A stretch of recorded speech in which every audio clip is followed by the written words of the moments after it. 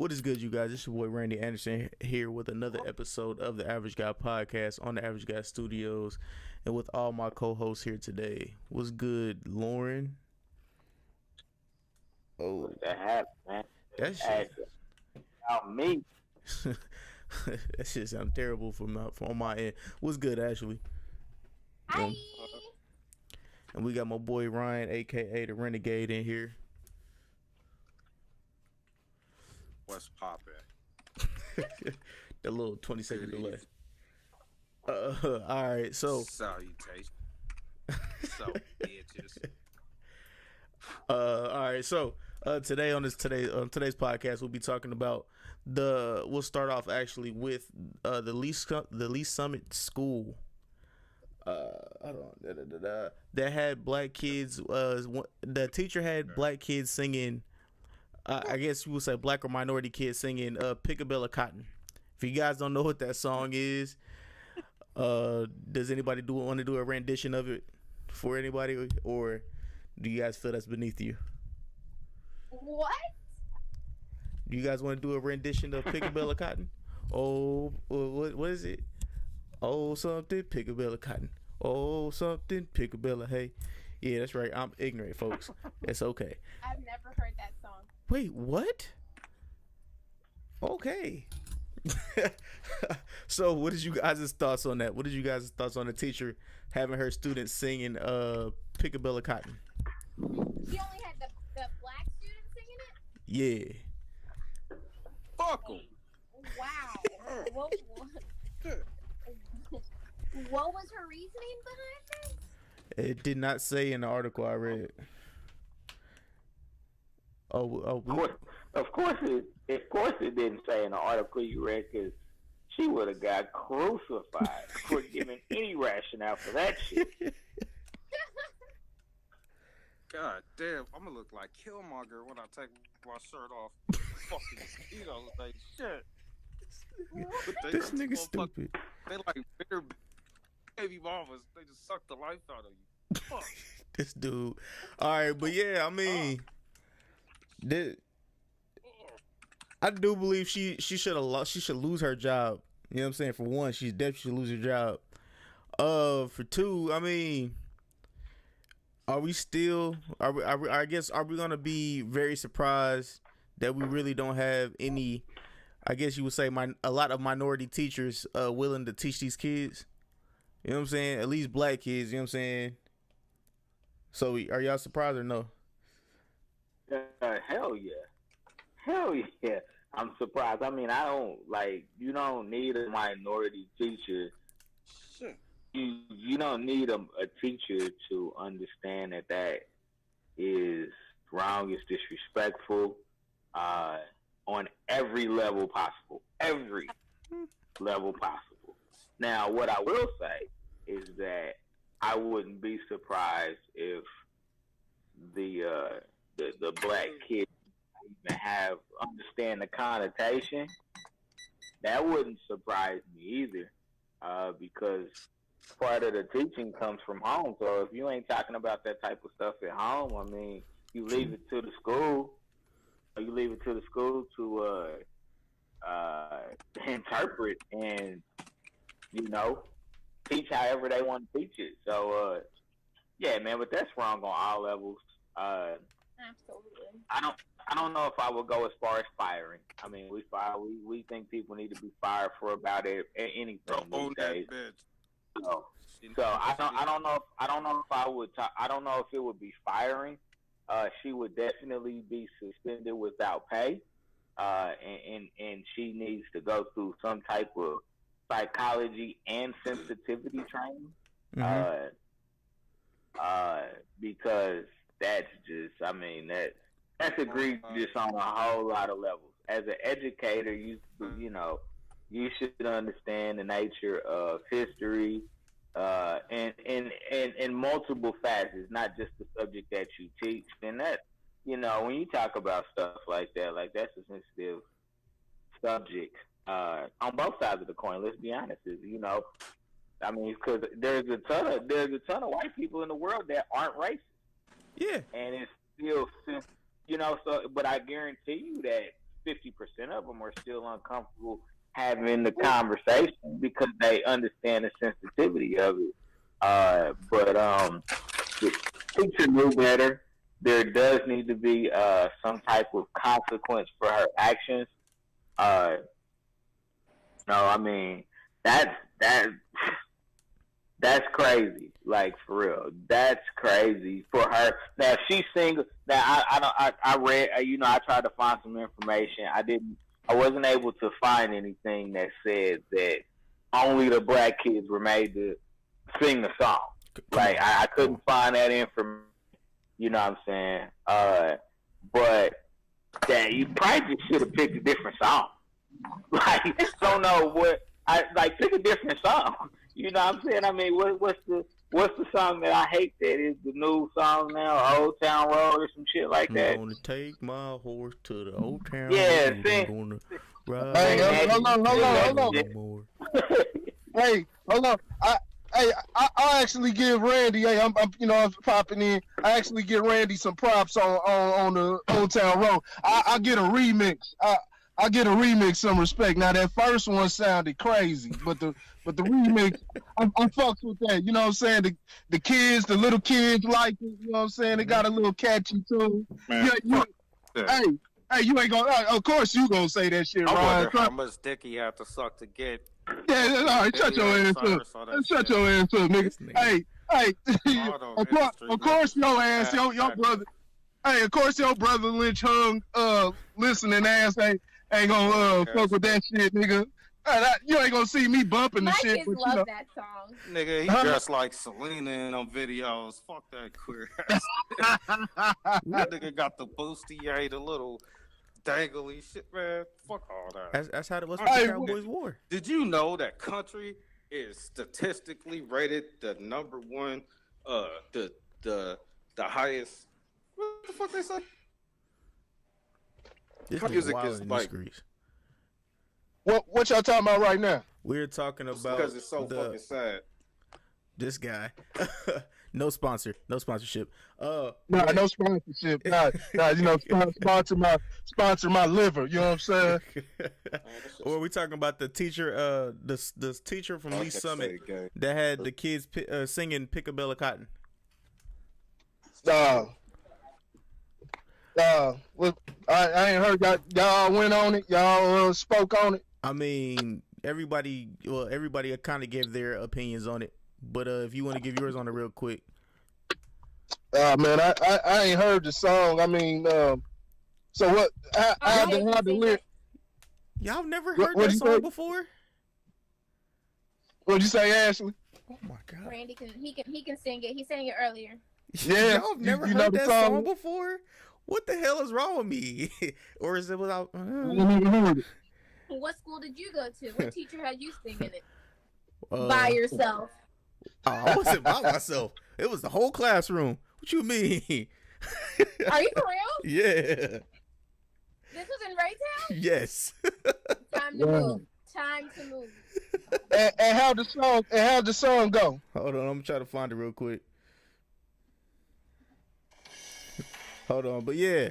So it was that predicament, and then there was also another predicament where a teacher had their student, or the teachers had the white students bidding on black children, like it was an auction. I saw that. So yeah, I saw that.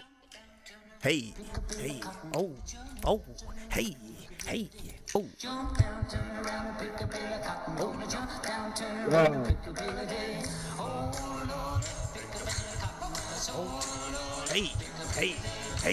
Hey. That's all y'all get. Man, yeah, that's all y'all get. Yeah. Negro spiritual. Negro spiritual. Yeah, that sounds crazy. Hey, what was that? Pick a Bale of Cotton. That was the damn song, right? Yeah, that was Picking a Bale of Cotton. Hell yeah. Yeah, man. That's I mean, you just gotta hold them accountable. You know, stupid people. You seeing more dumb shit. You know what I'm saying? It's getting exposed more and more every day. You know, same old shit. You know, just gotta stay on top and hold these school districts accountable and shit like that. I ain't gonna get outraged or, you know what I'm saying, fly up out of my seat or anything. Just, hey, hold the motherfuckers accountable. You know what I'm saying? Parents who kids going there and, people around the way, you know what I'm saying? Make sure that, let them know that stuff ain't cool. It's too much.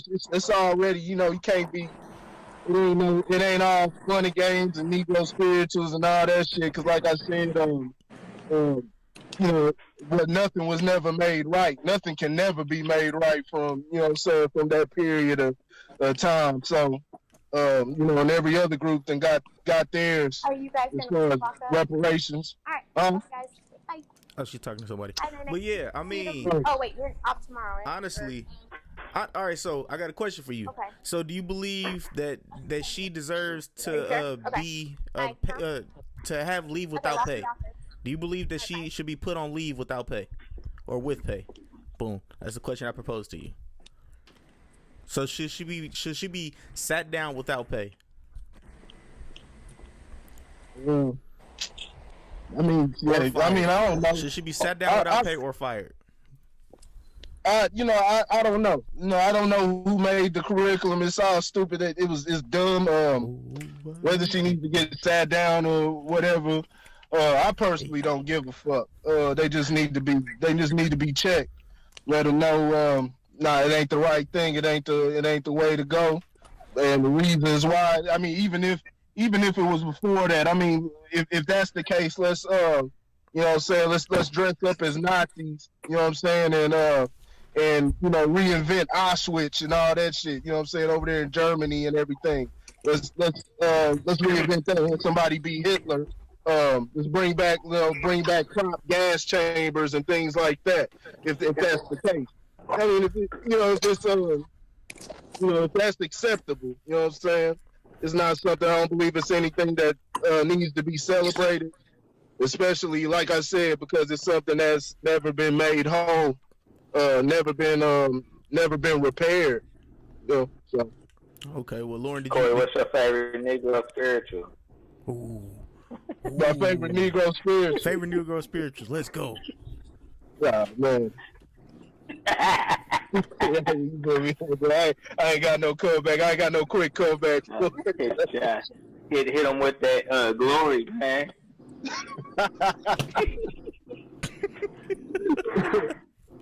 Man, I don't even know. It's Tyson in the house now, 2x2. All right, Lord. Let me find out you was up in one of them plays, dog. Oh my God. No. Yeah, that's a crazy situation, man. Like I said, I don't know if she should be suspended or anything like that. Just, hey, white folks. She need to be suspended. Yeah, if they do. She definitely needs to be suspended. Yeah, if they do, I ain't gonna cry no river. If they do, if they don't, whatever. Hey, white folks get y'all shit together, man. Cut the bullshit. I know y'all got bullshit going on in America today.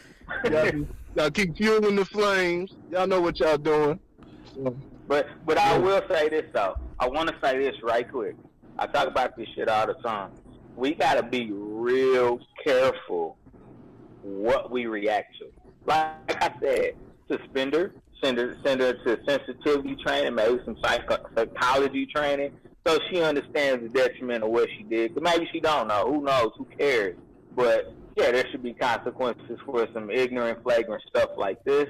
But we got to be careful what we reacting to, because I'm not saying this is nothing, but it's pretty small on the grand scheme of the stuff that we actually trying to fight for. You know what I'm saying? So we got. How would I feel? Yeah. I mean, I like I said, I think that I'm not gonna use the phrase outraged by the situation, but anytime I hear something like this, it's irritating. But like if that was my kid and my kid came home and was like, "Yeah, Dad, this is what we say," guess what? There would be an immediate email to the principal, and I would be at the school the next day. Like the next day, I'm at the school. Definitely will respond to it though. So it's like No, I will respond to it, but what I'm saying is it's not going to be the outrage that I would give, a black dude getting shot by the cops for no reason. You know what I'm saying? I mean, it wouldn't be the same reaction, obviously, but it's still like, it would make me feel some type of way. It still deserves a reaction. I agree with that. It still deserves a reaction. But sometimes we get mad at the petty shit, but ignore the big shit. Sending your child back to that classroom. Would I feel comfortable sending my kid back to that classroom? Now that's a great question. That is I don't have an answer to that question. That is a great question. I would say, let me think on that one and get back to you. Because I'm not sure because here I guess the answer to that would for me as I think about it is, am I prepared to educate them myself in my own home? Because or do I just move on? That's a default thing. That's something that we got to do regardless. You know what I'm saying? Black folk mainly, but I mean, not only black folk, everybody need to, but black folks is even more crucial for child should already be, educated from the jump. You know what I'm saying? They should already know, be aware of different things like that. Yeah. Well, but I mean, holistically, I think the question is, do you take them out to school at that point? Like, of course, we're going to educate the kids in our homes, you know what I'm saying? But you have to take them out to school, but it depends on what the consequence is. Like, so if she's not suspended, if she's not taught different, then I wouldn't feel comfortable putting my child back in that classroom specifically until something is done or until, I couldn't just be like, okay, well, she made a mistake and send my child back to that classroom. Like, what other mistake is she going to make? But maybe this isn't the class my child needs to be in. Yeah, I mean, we could switch classrooms. But the only reason why that's not in the fucking curriculum either. If that fits in the curriculum, that's a bigger problem. Like if that is allowable in the curriculum, teachers getting creative and shit, like that's a bigger problem. That's like if you're getting discriminated at a franchise. I mean, do you blame the whole franchise because they accidentally, they hired an employee who had different thoughts? You don't take it out on the whole thing. You just stop going to that place until they fire that person. Yeah. It depends. It depends. See, this is where see it's not a big it's not it's something that you would address. It's something that's got to be addressed, but it's not something like, I'll take my child out immediately, anything like that, because they're not in immediate danger. Their safety is not in danger. Now, if the class decides that they want to keep on going with it and stuff like that, then you know what I'm saying, they want to do the damn thing, then okay. Right, like the next year, the same teacher's doing the same shit with the new class. I mean, come on. Yeah, then that's a problem, but yeah, like it's not immediate danger. Like I said, a lot of people, and you'd be surprised. I mean, we see ignorant people just every day that make us just scratch our head and even make you think that was all right. You know what I'm saying? All type of people. I mean, just the news, everything. From all sides, shit, all colors, shit, everybody doing stupid shit. You just scratching our head like, but they felt the shit was right. You know what I'm saying? You got niggas in the streets, you know what I'm saying, and they feel the shit is right. They feel it's justified, but they not looking at the numbers. You know what I'm saying? Seeing that, hey, this is leading everybody down the wrong path and shit like that. They feel like it's something that's needed, a necessary evil. But so people are just seeing things how they see it. Maybe she did know, maybe she didn't. Don't know. I mean, they're doing all type of crazy stuff in the school. You seeing shit? They trying to remove what's that in the Huckleberry Finn and Mark Twain and all that. They removing the word nigger and stuff like that. See, like stuff like that. I want them to keep that. Go ahead and keep that in there, because I want the kids to understand the type of literature that they were using. I don't want them to clean that up. I want them to go ahead and keep that in there so they can understand the type of literature that they were using. So, because it makes them feel uncomfortable. Yeah. Or what's that other? Or Little House on the Prairie. They removing the word referring to the Native Americans and Indians as Injuns and stuff like that. You know what I'm saying? They removing all that shit because they trying to erase history. So I know what they were saying. I thought they was talking about the invention of cars. My bad. Hey, I get a lady some props. I mean, she wasn't trying to hide. She wasn't trying to hide nothing or trying to deny, like, you know what I'm saying, slavery didn't happen or some shit like that. I mean, they, like you said, they had the white students auctioning off the Negro kids. So hey, I give her some points on that one for not trying to deny the shit, you know what I'm saying? But yeah. Hey, it's crazy. Like I said, they got to deal with the aftermath too. And that seems like, I think Ryan said this last week, or was that a couple of weeks ago? Talking about how that's the only type of history they paint, but they don't paint like even when they speak about Black Wall Street and things like that. Black Wall Street didn't end when they bombed it. Black Wall Street was still moving, even within Jim Crow. Black Wall Street disappeared when integration appeared. And niggas said, "Oh, we done made it." You know what I'm saying? So fuck our shit. Nigga, fuck our shit. We gonna get some of the we want some of that white pie. You know what I'm saying? So yeah. All right. So now I'm about to put on my white devil's advocate face real quick. You know what I'm saying? So this could make a few people mad, but let's do it. All right. So now we all know that these kids are bad as hell. You know what I'm saying? And some of these teachers don't like dealing with these little nigglets and these little kids. Oh, come on. Come on, Randy. God damn it. Hey. This is white devil's advocate. Niggas really.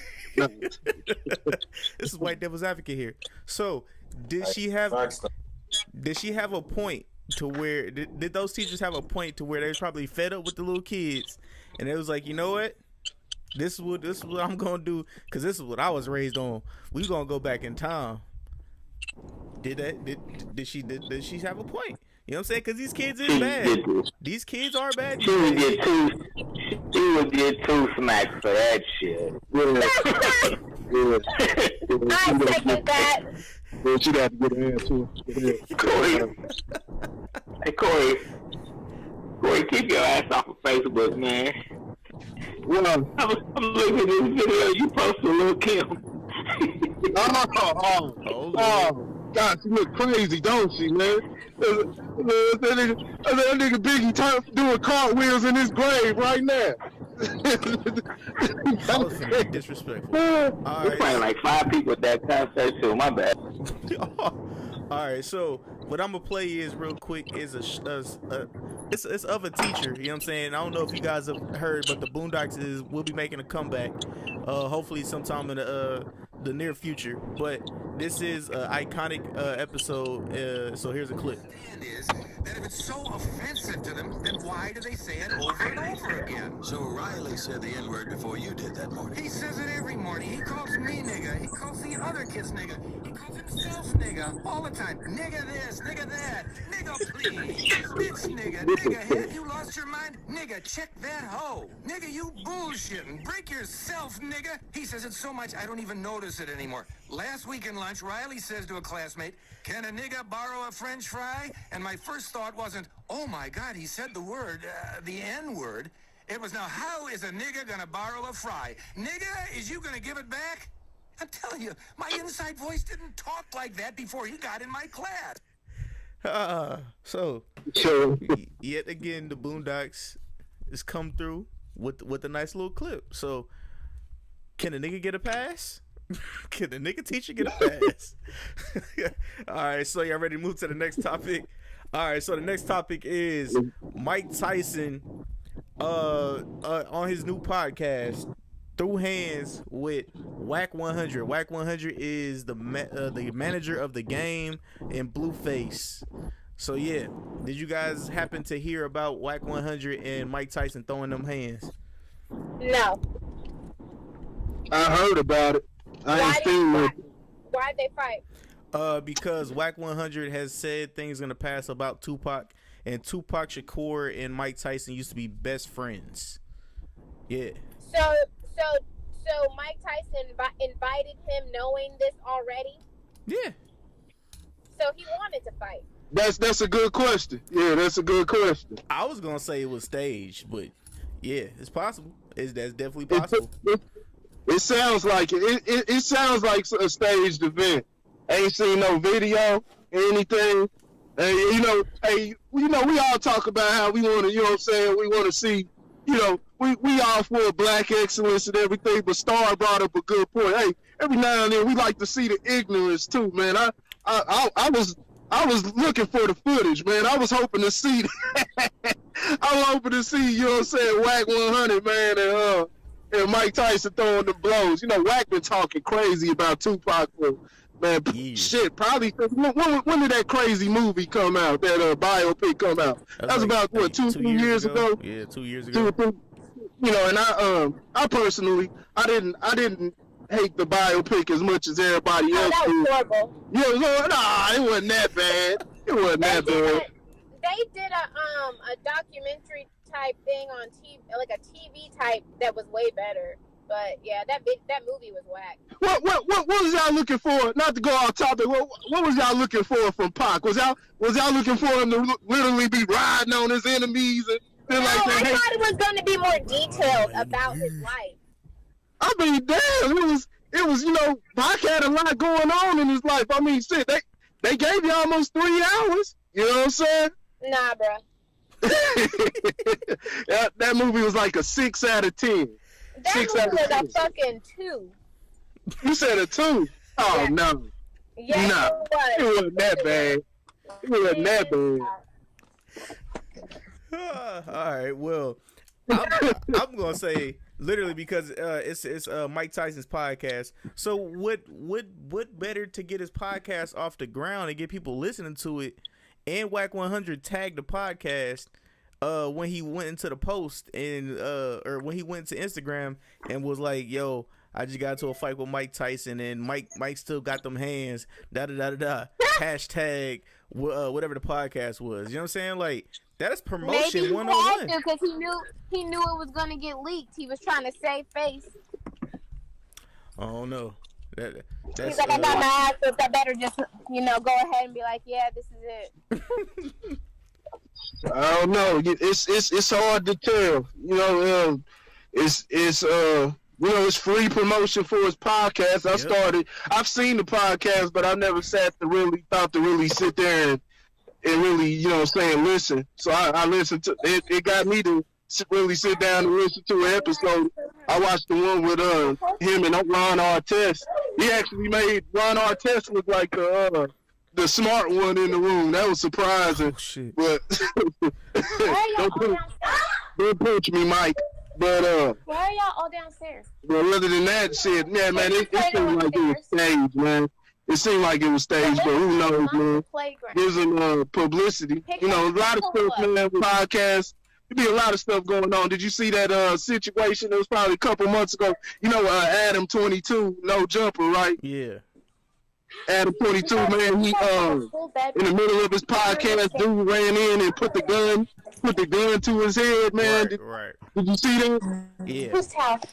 Yeah, that was crazy. He said, I guess they had left the door unlocked. He said it wasn't, and like I said, you never know. I take his word for it. He said it wasn't staged or anything.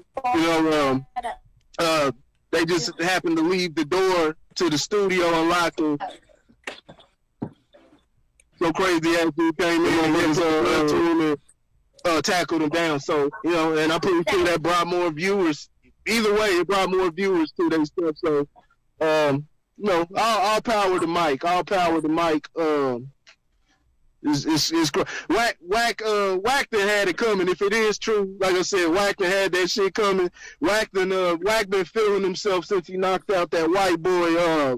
What's his name? That was talking crazy about the game. Stitches. His name was Stitches. Stitches, yeah. You know, Whack dropped him, and you know, so Whack been on his run. You know, you've been seeing more Whack. You know what I'm saying? More and more. I didn't see Whack 100 back in the day with game. So I don't know when they really got close. I remember when it was, you know, Big Face. I remember Big Face 100. And all them guys. I don't know what's up with them 100s up in LA. So you got Bosco 100, Big Face 100, Whack 100, and shit like that. You know, I don't got that game politics. So, you know, whatever, man. This nigga had it coming, but hey, soft fucks with it. Yeah, Ryan, did you have something to say?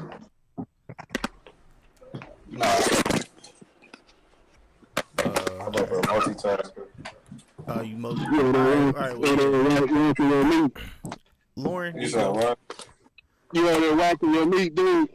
this nigga. You said yes. Hold up your other top too. Y'all are tripping. I don't do that. Lauren, you ain't got nothing? All right. Well, I don't think nothing really went there. Honestly, I think if Mike would have laid hands on him, it'd have been all over everybody's news. He probably would have died. As old as Mike Tyson is, I think he is still that dude. I think he dumb as a motherfucker if you try that nigga just because he old, just because he ain't good in the ring. Y'all were I playing think in my Mike Tyson is like, he's like Bobby Brown, just Scarface. Like crazy shit for no reason. Like he bit in the ear off. Come on, man. You think you gonna talk shit to this nigga on his show and embarrass him? all I'm saying is I heard somebody say that you should never mess with somebody with special strength. And I'm not trying. I'm not Mike Tyson. I'm not trying to be funny or nothing, but dog, I ain't gonna hold you. I was busting out laughing. They got that retarded nigga strength. You know what I'm saying? He got that special strength. What they say? That who was that man talking about? Said the niggas with the flat heads in the back. They always hey you can't trust them. They be them strongest niggas too with the flat head niggas. They be the strongest niggas, man. You gotta watch out for them. All right. Woo. All right. So yeah, Mike Tyson and Whack 100. I hope Whack 100 is okay. I guess. I know he had his Tylenol and stuff like that, but yeah. All right, hold on. Oh, what was the next topic? I just lost it. Oh. Hey, Ashley, go ahead and mute your mic real quick, cause I can't do it from here. All right. My bad, y'all. I gotta pull up the other topic. Spanking kids. Go ahead. Set it off. Okay, I guess the question was, is spanking a child assault? And do you believe we need to change the narratives? I'm assuming you meant around disciplining children. Yeah. Disciplining children. Yes, sir. Is that correct? Yes, sir. Okay. And the reason why that question came up is because of the thing on Facebook. I posted something on Facebook and it said beating kids or something like that was like assault. So, what is you guys' thoughts on beating your kids? Me? I'll go first. I will say, hey, I got the belt. I got the switch. I got what else I get? I had to go outside and go pick a switch. You know what I'm saying? And or pick a. You a lie. Shit, nigga. You ain't no grandma. You ain't no grandma too well, did you? Yeah. Grandma Sonya. You ain't no grandma Sonya too well. Grandma Sonya. Hey, tell the truth. He lying the truth. Boy, that got no moving. He over there capping. Is it a little quick? This nigga must not know my life.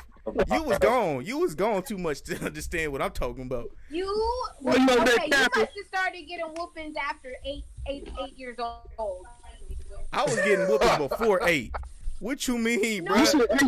Grandma Sonya, Like I love my grandma to death, but Grandma Sonia, she would make me, Carlos, and Julian, if we fucked up and did something bad, she would make us go outside and grab a switch. When I call it a switch, I mean like a little branch. And if we was to grab a little branch, you know what I'm saying?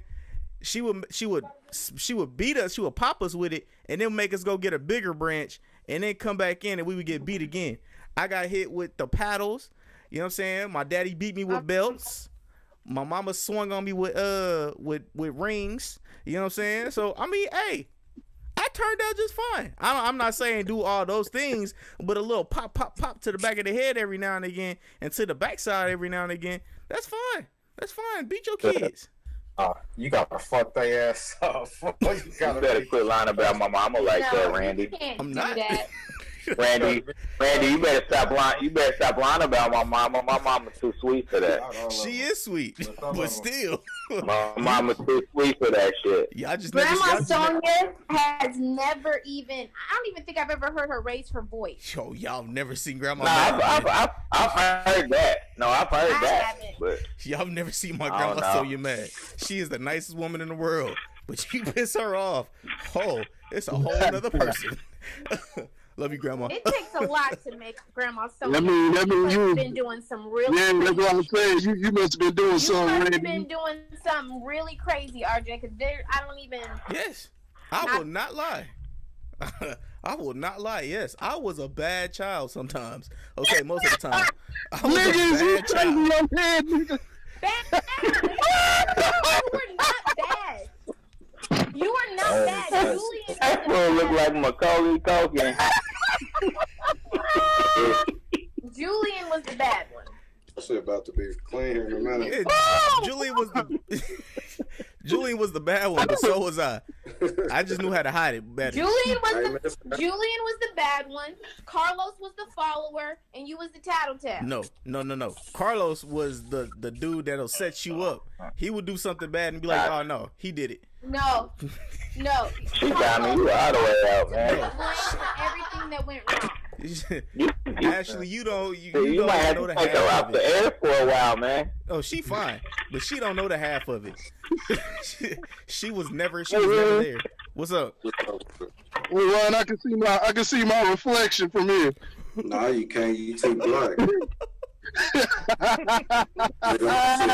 Nigga, my shit like first canary nigga. You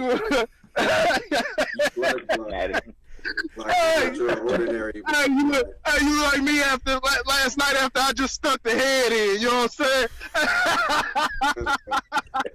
Yeah. Your shit was crazy. It's the type of dude that would immediately think of penis when you see another man do some manly shit. I'm talking about when your head look like. That you be in the gym, you see one of them niggas sleeping duck, you're hard down.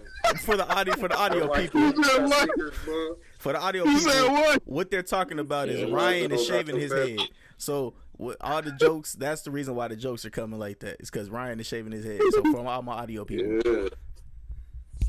All right, so what is you guys' thoughts on discipline children?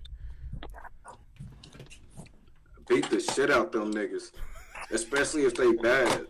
Like you got kids that make mistakes, and then you got kids who just be doing shit.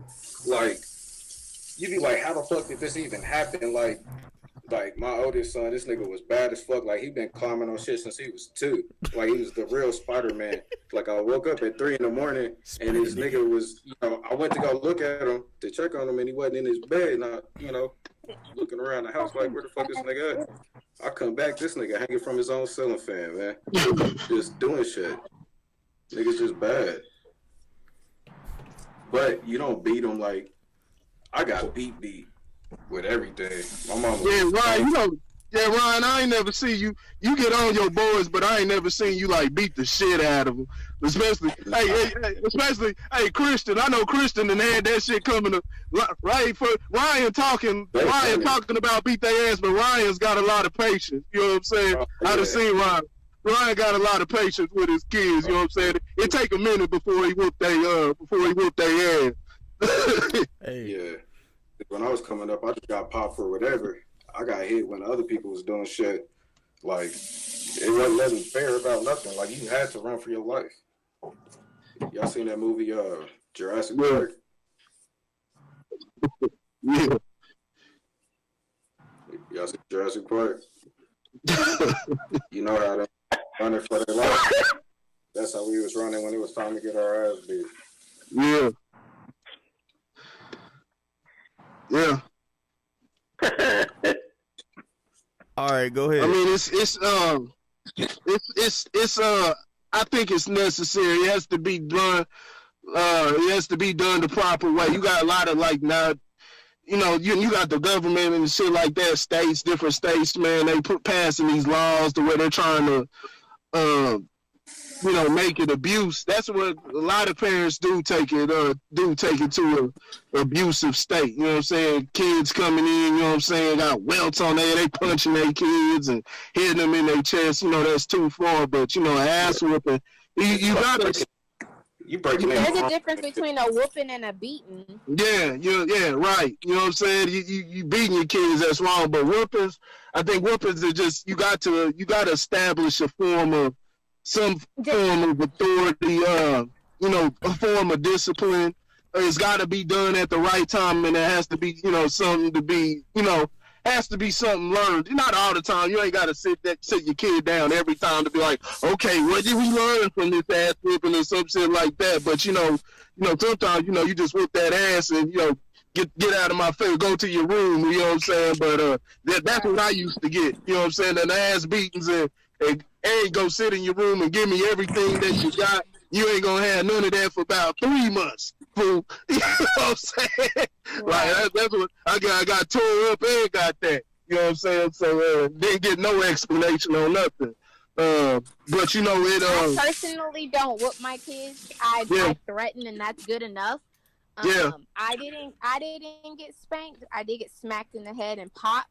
But I feel like when you're angry, you're liable to do anything. You don't know your own strength sometimes, and when you're especially when you're dealing with younger children, you got to be careful, because they're fragile.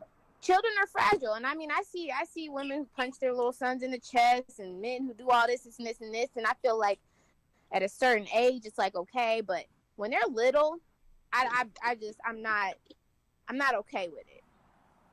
That's not because okay Daddy with loved it. you. That's all that was. Daddy loved you. I was a kid. They asked me how little. I'm actually a good kid. How little? I think anything under the age of 10, I'm not okay with it. Oh no! Wow, when they hit 3, they right for the ass whooping. No, you when they hit punch 3, a 3-year-old in the chest. No, not punching. No, not punching. No, not that. Punching, like, no, I'm talking about the parents who be punching their kids like Adrian Peterson. Like roping them up, like, oh, you a grown man, I'm gonna punch you in the chest. No, I can't do it. Yeah, you got to establish, because you see too many kids, especially nowadays. You know, we used to say it was just white kids that did it. Be out there, fuck you, mom, and you know, they just like, Billy, get over here. I'm gonna count to 10. Don't make me reach 10 and stuff like that. And which, I mean, shit, you seeing black kids and stuff cussing their mamas out, talking them crazy and everything like that. You know, it's so you gotta establish a form of discipline. You know, like I said, it's gotta be administered at the right times. You can't just be doing it whenever you get mad or get frustrated like that. There does have to be a level of consistency, and you have to pinpoint. You got to pinpoint and nip shit at the bud from the beginning. You can't let shit linger, because then it gets kind of out of control and things like that. Sorry, I'm about to yell now. I'm about to mute before I yell at my children. Get 'em. But yeah, you gotta have a level of, you know, we say this word all the time. You gotta have a level of discernment when it comes to the kids and stuff. You gotta know when to get on their ass. You know what I'm saying? Nip shit in the bud, cut it off before they can even get that shit started. And if they, you know, they don't listen, I mean, you gotta whoop them before the world whoops them. You know what I'm saying? Ooh, okay. Like I said, don't beat them. And doing stuff out of frustration because you had a bad day and things like that. That's unacceptable. You know. All right, so don't beat the spirit out of them. All right. No, Lauren, cause you got to at least once. you say you got to at least once. Who's it? You got to at least once. Like they gonna earn it at least once. Like I am patient. You know, I don't even raise my voice. You know, every time my kids do something. But you know, once I get to that level, cause I hate repeating myself. You know, they know what's up, cause they done already called high hell and fury and shit at least once in their life. And you know, that was the respect factor. I mean, they always respected me, but that was the, you know, I ain't fucking with you. You know what I'm saying? And then, you know, don't nobody ever want to get to that point, you know, their whole life growing up. Like, it's different when you got siblings and y'all all under the same roof. You know, it's kind of like, you know, you either snitch on who did it or you try to hide the shit and pray to God it don't get found because that was your ass. I done had skins beat off and, you know, there have been meetings about some of the ass whoopings I got. Shit. And I'll pray for you, I my don't think nigga. I was that bad of a kid. I'm for real. I don't think I was that bad of a kid. Like, They always be like, I don't know who did it. Masturbate, cuss, and steal my pop's weed. Like, that's what the fuck I did, man. Yeah, I took some L's. But, you know, you hear about abuse. Like, if you beating on a toddler, you know, he 2, 3. Like, my daughter, like, that's the only girl I have, and I don't think I really had to, like, pop her even hard until she was able to talk. You know what I'm saying? And I don't think I've ever had to take a belt to her. But my boys, though, yeah, them niggas done got fucked up. All right, Lauren, did you have anything? They been getting broke and shit. Yeah, I mean, this one has a level of depth for me. Cause I was the kid that out of all of my siblings, I got my ass whooped the most. And I guess I interpreted it a different way because I guess all I saw was the anger. You know what I'm saying? Like I didn't necessarily. I guess after a while, I say it like this. After a while, Did you just like, like this? Oh, you become desensitized to the pain. Mm-hmm. You know, like I mean, my mom. I got to a point in age where my mom would beat the shit out of me, and I would wait until she was done, and then I would just go about my business. And you know, you truly have to balance it because just beating the kid because you're angry because they didn't follow a rule that you had in place, or you know, whatever the case may be, like, you know, you're not really teaching anything if that's your only method of punishment. You know what I'm saying? If that's your only method of discipline, you know, so I'm pretty level-headed, so you know, it's really hard to make me mad in general. But I always take a step back when I know I'm getting ready to get to that level with my kids, because your kids would be one of the first ones to put you on that level. And I always have to take a step back and say, okay, well, you know, because the idea of a kid is to push the boundaries of what they can do. Like, that's the whole child experiment. For it is to push the boundaries, to test certain levels, to see how far they can take something and things of that nature. And so, you know, you have to, at the very least, you have to make sure that they understand consequence. They have to understand there's consequences for the action, good and bad. You know what I'm saying? And, you know, I treat my kids like many adults in a lot of cases where we will have a conversation where I will talk through the process of what you did and help you understand why you shouldn't have did that shit. Because if they don't ever learn why they shouldn't do something, you could beat them till they blue in the face and they not gonna change their action. Mm-hmm. You have to get them to understand that what they're doing has a negative consequence that can impact them in a negative way. Otherwise, they won't change. You know, I'm not the type of person that thinks that, you know, you gotta be the kid. You know what I'm saying? Every kid is asking for it at one point or another in their life, because it's true, but I try to exercise as much self-control as I can. I've been lucky that I've never had to do anything to any of my kids. They've respected my tone. They've respected my authority in a way that they haven't taken it there yet. Now, I still got some young boys, and I understand that they're going to test me and test my resolve. But again, for me, it's about teaching them consequence. Okay. Know that beating them is really teaching them anything. You know, that, but outside of the fact that if you get out of line, you might get the shit beat out of you. You know what I'm saying? Like that, to me, that's really what a beating is. Now, if you get spanked, if you get popped or something like that, that's really just trying to get your attention. You know what I'm saying? If you get your leg popped or the back of your head popped or something like that, or maybe, you know, your mom or your daddy give you a little pinch or some shit like that, you know what I'm saying? That's trying to get your attention. But we're talking about, like, beating kids, you know what I'm saying? We're talking about welts and blood and all that type of stuff. Like, I guess in technicality it's assault, you know what I'm saying? Like, there has to be a level where you get control of yourself as an individual, you know what I'm saying? And you say, okay, I've taken this too far. Like, my mom would beat the shit out of me, and she's quoting Bible scripture, and I'm like, damn, really? Like, I thought Jesus was a God of love and shit, and you, like, what is this? The power of Christ compels you. You know? But, I mean, like, but a lot of that's learned behavior, too. You know what I'm saying? Like, it's generations of families that was the primary method of discipline. You know, you didn't have time to sit down and have a damn, hey, hold me some too. That was the only method of discipline. You know what I'm saying? You didn't have time when you were, you know, mothers didn't have time as a single parent to sit down and have a conversation with you, so they just beat your ass and went on with the day. You know what I'm saying? Because that was a lot faster of a form of discipline and just than talking to you and talking through, you know what I'm saying, what you did, why you did it, to get you to understand.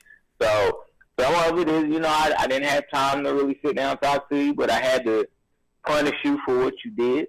And then I think some of it is just a learned behavior. You know what I'm saying? It's been passed down generation to generation. You know what I'm saying? I mean, you know, when you see some shit happen every day, I mean, think about slavery. You know what I'm saying? Black folks were saying, you know, niggas get beat all day, every day. You know what I'm saying? And they saw the fear that it put in that person. You know what I'm saying? So why not repeat the same thing? You know, if they fear and master, you know what I'm saying? Hey, I get my kids to fear me. I think but I think it's it's a slippery slope. You know what I'm saying? It's a really, really slippery slope. You know, at what point have you taken it too far? You know what I'm saying? But I think that for me, the key is trying to stay in control to teach them the consequence, because if they don't ever learn the consequence, they're never going to change their actions. Yeah. True. Yeah. I agree with you. But before we move to this next topic, I just want a little quick story time. So, back in the day when I was a young little lad, when I was a wee little lad, I was riding in the car with my sister. You know what I'm saying? Ashley. Hi, Ashley. How are you doing? Well, I don't like this story. Me being the little annoying brother that I was back in the day, you know what I'm saying? I would poke and mess with my sister like any young man would. You know what I'm saying? Like Where Carlos at? You said what? Carlos was my little rider. Yeah. No. Did you? This was no. I don't think Carlos was in the car. This probably was when Carlos was probably little, like really little. Yeah. So I was just poking at Ashley, and making her mad. Really quick, sorry. Hold on. Oh, okay. And you know what I'm saying? What did she do? She yelled to my daddy up in the front seat. We had a What is one of them little van type things? We had one of them little van cars. I forgot what it was called, but it was like the wood outside or the wood on the doors. I forgot what they were called. But yeah, y'all know what I'm talking about. But you ever win a bagel or something? Hey, yeah. It was a Winnebago, some shit like that. Winnebago, I got you. So you know what I'm saying? I'm because it was a 3 rows. It was a 3-row van type thing. So she was in the middle, my dad was in the front, and I was in the back. That was the church bus. He said that was a church bus. So we were leaving my house, and I'm just poking and messing with my sister. Next thing I know, she's yelling, Dad, Randy's messing with me. Dad, Randy's messing with me. Dad, Randy's messing with me. And then what happens? I get kicked out. Dad puts me out of the car. Mind you, I'm a little kid and I don't know no better. I'm thinking I'm like super far away from home. I'm not even less than a mile away from the house. He puts me out of the car and then he drives off with my sister. I'm balling. Wait a minute, I don't remember this. Don't incriminate your daddy. Hey, don't be incriminating your daddy. Hey, rest in peace. Hey, at least make it a little closer. Hey, at least make it half a mile or something. But hey, don't be incriminating daddy. I don't remember this. I bet you don't. But I remember it. I was in tears. But he did come back not even like 2 minutes later and pick me up and drop me back off home. This is good stitches. RJ, say hi. This is good stitches. Hey. Whoa, goddamn. I mean, darn, little boy. That's good, You man. got big. What's up, man? Last time I seen you, your hair was like super curly and you was a baby. You ain't no baby no more. I just wanted you to say hi to him real quick. Sorry. Hey. Oh, you good. What's good, man? This is good stitches. Tell your mama that snitches get stitches. All right. RJ, I really don't remember that story though. I bet you don't. I understand if you didn't.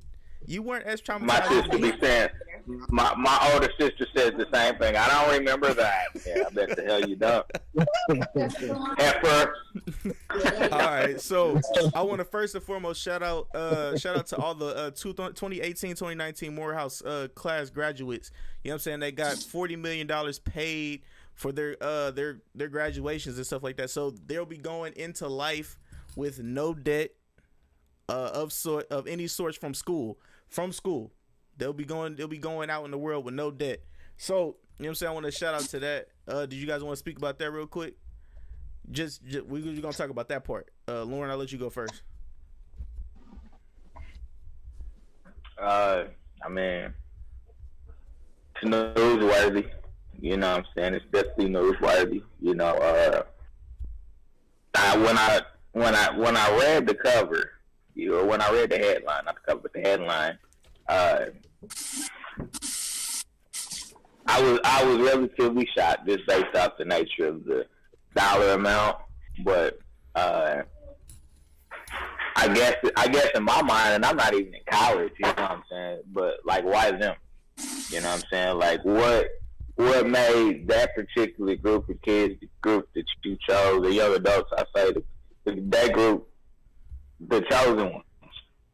You know, I mean, was there a better use of that money? Was there somebody that maybe needed that more? You know, but I mean, it was a good act. You know, I will say that much. It was a good act. You know what I'm saying?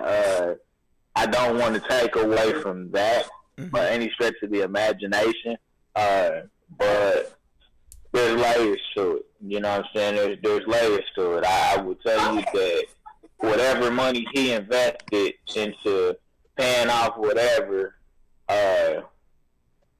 he's gonna get some type of return on his investment. It's gonna come back like that. Yeah, it's gonna come back. He's gonna get some type of return on that investment. I just put it out there like that. Like, I don't know anybody that has that type of money that would invest that type of money without the thought process of what do I get back from this.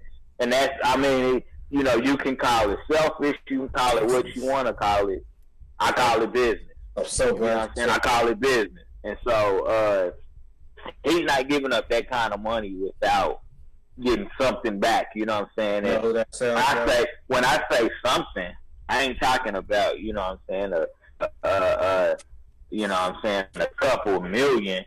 He getting almost all his money back. You know what I'm saying? He getting almost, because people just don't make investments like that. You know what I'm saying? To take a L. You know what I'm saying? So I mean, you know what I'm saying? And it's probably tax deductible too. It is. It's tax deductible. You know, so I mean, like I said, I don't want to take anything away from the gesture, but it was a motivated gesture, and I'll leave it at that. It was a motivated gesture. All right, Ryan, you were saying something. What you got for us? I said it ain't no different than a pastor. Ooh, I like that. Oh shit! I was getting ready to do something right quick. Hot damn! Go ahead, Ryan. Speak on that. I was saying that nigga just hustling. You know, it ain't no different than prisons, schools. You know, it ain't no different than none of that shit. He just hustling. He trying to get in where he fit at. He knows what puts him, you know, on the right edge of the gun, and it really ain't no blowback because, you know, naturally people they see the headline. That's why it's so big. It's the first thing that points out. They see the headline and they're like, okay, go about their business. So all they see is, oh, look what he did. He went on ahead and paid for their, you know, education. Ain't nobody going as far as to trip off of what he getting in return. They're just looking at the gesture in general. They're just like a pastor. Like, you know, he tell you God needs your money or you ain't shit all damn day. But at the end of the day, you know, you're going to do it because, you know, he hustled. And, you know, a couple of Sundays after you join the choir, he going to pull up in a new Tesla thing and you going to be like, look at the church coming up. Then you can't get your repairs. You got oil leaking, brakes squealing and shit, all your tires used. You know what I'm saying? You ain't getting nothing back but drain. Yeah. All right. Corey, what you got for us? Waking up in a new Bugatti. Let's go. Man, it's I got to look more into it, man. I saw I agree too. It could be most definitely be a political move. You know, we just see things on the surface. Now, you know, gestures like this, I will say, it could inspire somebody to really do it without, you know what I'm saying, any strings attached to anything like that. So, you know, you don't want to take away from it, you know what I'm saying? You don't want to, but, you know, you do want to investigate things like that because, you know, like we were talking about, a lot of times there's just something else. There's usually a return on the money, a political move, things like that. And especially it was brought to my attention when I viewed my boy Tone Talks, Antonio Moore, and then they got into it. They were speaking about that and actually had a graduate at Morehouse, a former graduate, a person who was attending Morehouse but was forced to drop out due to the high payment, how much it cost to get in there. I mean, it costs a ridiculous amount of money. And, you know, what basically saying is, you know, the students that got bailed out, you know what I'm saying, on this, well, you know, a lot of them were students that really, you know what I'm saying, and who's to say who needs what, this and that, but a lot of them were well off to begin with. You know what I'm saying? A lot of them were well off to begin with. So, yeah, it's just something, you know, I got to look more, you got to look more into it, follow the money trail and different things like that. But, yeah, it's an interesting take on it. And I agree. But like I said, you don't want to take away from it. Just as in, Tone brought up another point where he was talking about how black capitalism won't save black people as far as the economy. Keyword capitalism. You know, like I say all the time when I learn from Star, capitalism has no moral base. So, you know, capitalism, you know, you look at him, Tone brought out the numbers, 90% of black businesses have no employees at all. It's all by themselves.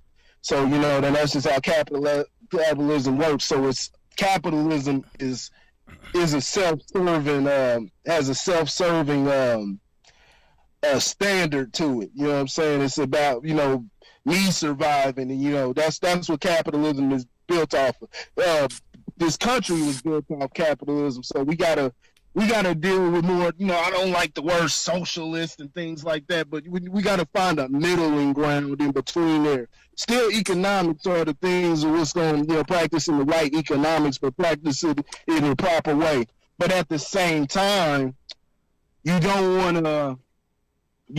to divert anybody, and that's what I'm liking it to. That's why I'm bringing the correlation to, is you don't want to at the same time divert anybody from practicing, getting their own business, being self-serving, breaking free of being bogged down and trying to wait on a check and things like that. You do want them to you do want people to break free of that, but there's still another level that you hit. You don't just get complacent, and so that's the correlation that I'm making to it. So it's kept. Got to be careful, as far as people who read it, and they'll be like, oh, they'll take it at face value, or they'll hear us talking about it and they'll be, oh, it was just a political move, and it ain't shit. It's a good gesture. It's a good gesture, even if it is just on the surface. You like to hear somebody got their loans paid off.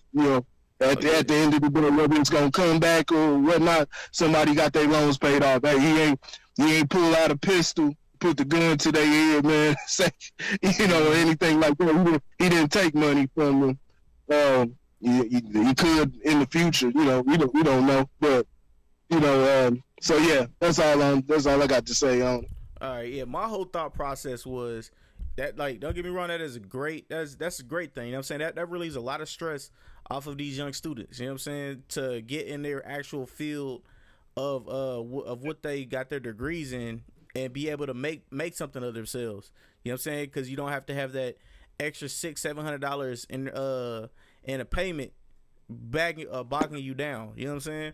But the actual political part and like the business mind that I'm getting right now, you know what I'm saying, it's like, yo, this is literally I'm not gonna say literally a tax write-off, but this is like a tax write-off to me. You know what I'm saying?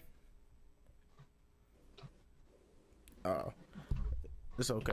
But yeah, his what was I about to say? Yeah, it's a tax write-off to me. You know what I'm saying? And it's something, all right, because he could literally gave that same money to Morehouse, to the college. But what would that college really do with that money, if that makes sense to y'all? It don't matter, for real. You know what I'm saying? Like, it ain't like we voting on, what they're gonna do with it. I think most people are just kind of, sketchy about it because it's a large sum of money, and then we get into the mind frame of like comparing, struggles or stress. Like, there's homeless people that have money. It could have went to somebody besides a student. You know what I'm saying? It could have went to fucking single mothers that can't strip anymore because they're pregnant again. Like, it could have went to homeless people or, kids at charter school or whatever. Like, it could have went anywhere. So, I mean, if we take away the mentality of, okay, like, we're going to vote on where it goes, just look at the bigger picture, we'll realize it don't matter because, they're going to get degrees, they're going to become attorneys, and we're going to be, but it takes a long time for a lot of students to pay off that debt. You know what I'm saying? So, I mean, that's the only reason why I'm like, I can see. I give it that. I give it that good lip service. I give it that good lip service. But come on, man. As a businessman, as a soon to be like really businessman, I see what this could be used for. You know what I'm saying? And Uncle Sam's like, hey, I see what you're doing. But as long as you giving that money to me, I give this money back to you. It's okay. I want to address something right quick. As it relates to all of this, you know what I'm saying? Knowledge is power, right? Mm-hmm.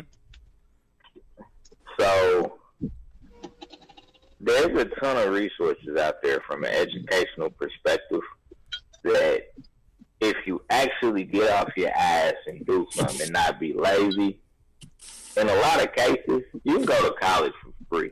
Like, seriously. You can go to college for free. My little brother, man, he still has 2 bachelor's degrees and is almost done with his master's program.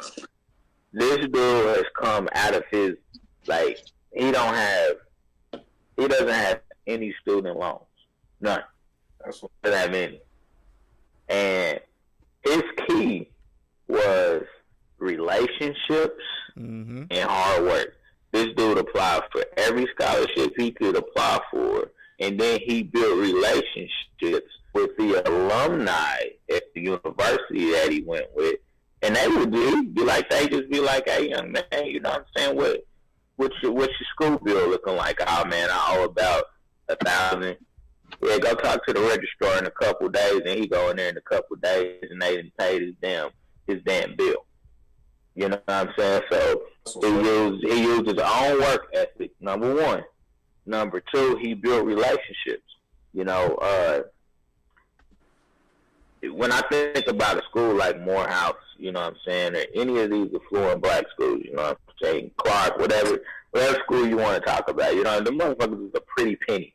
You know what I'm saying? So you go to them schools and you're gonna come out with some debt, you know, and when I think about where that money could have been spent, spend that shit on legislation so we can fucking make college free. Because college is a cash cow for America. College is a cash cow for America. I don't care if you're black, you're white, you're Hispanic. Like, it's a cash cow. You know what I'm saying? I mean, people went out the ass and shit for years after college. Mm-hmm. You know what I'm saying? And a lot of it is because we don't have access to information that could help us. You know what I'm saying? Get that free money. Or, you know, apply for scholarships. Like, people literally throw money away. You know what I'm saying? In some cases that you can snatch up, but we don't necessarily, as culturally, you know, we don't put a lot of emphasis on that shit because we're still stuck in that I'm going to depend on the government mentality. You know what I'm saying? So I'm going to take out that Sally Mae unsubsidized staff alone that when I get out of college is already, you know, the interest on it is as much as the loan was in the first place. Yeah. You know, we don't look at stuff like that. We don't understand money. We don't understand economic concepts that affect us. You know, we don't get that shit. You know, when you could a fucking subsidized loan, you know, that you may never pay full interest on. You know what I'm saying? You could tell them all kind of shit, but we take the free shit because we don't have to work for it. Mm-hmm. But the shit could actually help us. We don't want to work for it, you know? So, you know, I just think that the big word for it is literacy. So important. You know what I'm saying? Financial literacy. So important. You know what I'm saying? Literacy in general, having that the knowledge of to help you make a more sound decision. Like, that escapes us in a lot of cases, you know, and you know, like I said, America will fuck you in the ass and smile at you. You know what I'm saying? And give you a hug. Like, if you go to, you know, any super developed country, nation, like most of them, college is free almost free because they want to see you advance in life. They want to see you do something with yourself. You know what I'm saying? America is one of the few developed powerhouse nations, countries, whatever you want to call it, you know, that will beat their own people to a bloody pulp. You know what I'm saying? Like it's sad. You know what I'm saying? And like Corey referenced to earlier, that was how we built this country. You know what I'm saying? We built it on abusing somebody else for our own self gain. You know what I'm saying? Without any care about what happens to that person in the long run. You know, and so, you know, that's why I said, man, that's why I said that the money that he gave was a great gesture. You know, I don't want to take anything away from it, you know, because he helped somebody. You know what I'm saying? You know, maybe it wasn't the person in the most need, but anybody, you know what I'm saying? He helped somebody, you know, but, you know, I think it's important for, you know, people that have those type of resources to invest it in literacy and helping people understand, you know what I'm saying? Maybe, you know, doing something on a bigger scale to make things easier for people down here. But, you know, America's not built on, you know, people trying to come up in the right way. You know what I'm saying? Like you gotta kill a whole bunch of people on your path to the top. You know what I'm saying? You know, you gotta step on a bunch of people's heads and necks, and you know, to try to create your path if you want that top dog level. Now, if you would do like me, you know what I'm saying? Like money ain't everything. I ain't saying it ain't shit, but money's not everything. You know, so you know, I can find a comfortable spot where I'm able to make enough money to where my family is cool, you know, but in the same token, you know what I'm saying, I don't have to put myself in a situation where I sabotage who I am, my morals, my values and things like that. You know what I'm saying? See, that's abuse right there, people. You see Corey over there, that's abuse.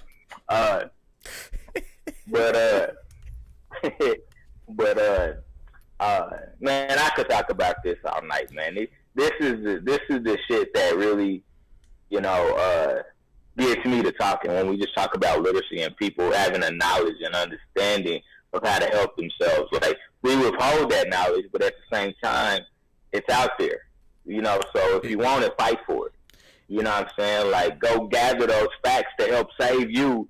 You know what I'm saying? Save the people in your circle. You know what I'm saying? Because, you know, we got to kill this fucking generational curse of, you know, destruction in our own community. You know what I'm saying? It's a generational curse, man, where, you know, we not willing to bear that cross the right way to make sure that the next generation actually is better off. You know what I'm saying? Making a real sacrifice. I ain't talking about, you know what I'm saying, I had to get 3 jobs so my kids could do it. I ain't talking about that type of sacrifice. You know what I'm saying? I'm talking about real fucking sacrifice. You know what I'm saying? I'm talking about sitting down with your damn kids, educating them about how the world works. You know what I'm saying? How money operates. All those type of things. We ain't talking about none of that. You know what I'm saying? We so hell-bent on survival. You know what I'm saying? That we ain't never gonna get ahead because we too hell-bent on survival. Sad. Yeah. Sad. But That's facts. But like I said, I don't want to take away from the dude's donation because he did help some people. You know what I'm saying? So you know, thank you for doing that for some people. You know, because it will advance somebody in some capacity. You know what I'm saying? And one more thing before I get off my damn horse is the whole thing Corey was talking about when he was talking about capitalism in general. You know what I'm saying? The one thing he referenced to was black entrepreneurship. You know what I'm saying? Like, you know, we don't have a lot of employees, and a lot of the reason for that, in my opinion, is the whole crab in the barrel mentality. You know what I'm saying? We don't want to see each other shine. You know what I'm saying? So it's always some fucking pessimist out there that's spreading that negative energy. You know what I'm saying? So we can't trust. Go ahead. Well, not even that. We can. I don't think it's just that. I think a lot of it is just finances and where we, you know what I'm saying, where we stand as far as, you know what I'm saying, having money, the type of money that circulates. I mean, shit, man. What they always bring up, they talk about black people spend what 1.5 trillion a year, things like that. 1.5 trillion in spending dollars and things like that, but we don't take into account how much the other groups spend. You know what I'm saying? They spend way much more. So it's just a lot less money that we just don't have the type of capital. And a lot of it, like I said, a lot of it is from circumstances. A lot of it is from decision making, things like that. I think so. It's a mixture of things, because I was literally thinking about that too. I was like, I don't want to just put it in the crowd. As I was working, man. I work for a delivery place. I don't want to say where it's at, because I don't like tagging places just in case I say something crazy and somebody hit up my damn job. You know what I'm saying? I'm making some cool little money where I'm at right now. I don't want to fuck this up. But man, as I was riding, I was thinking about that. I was listening to Tone Talks, you know what I'm saying, listening to it, and I was thinking about that same thing. I think a lot of it is we just don't have the capital.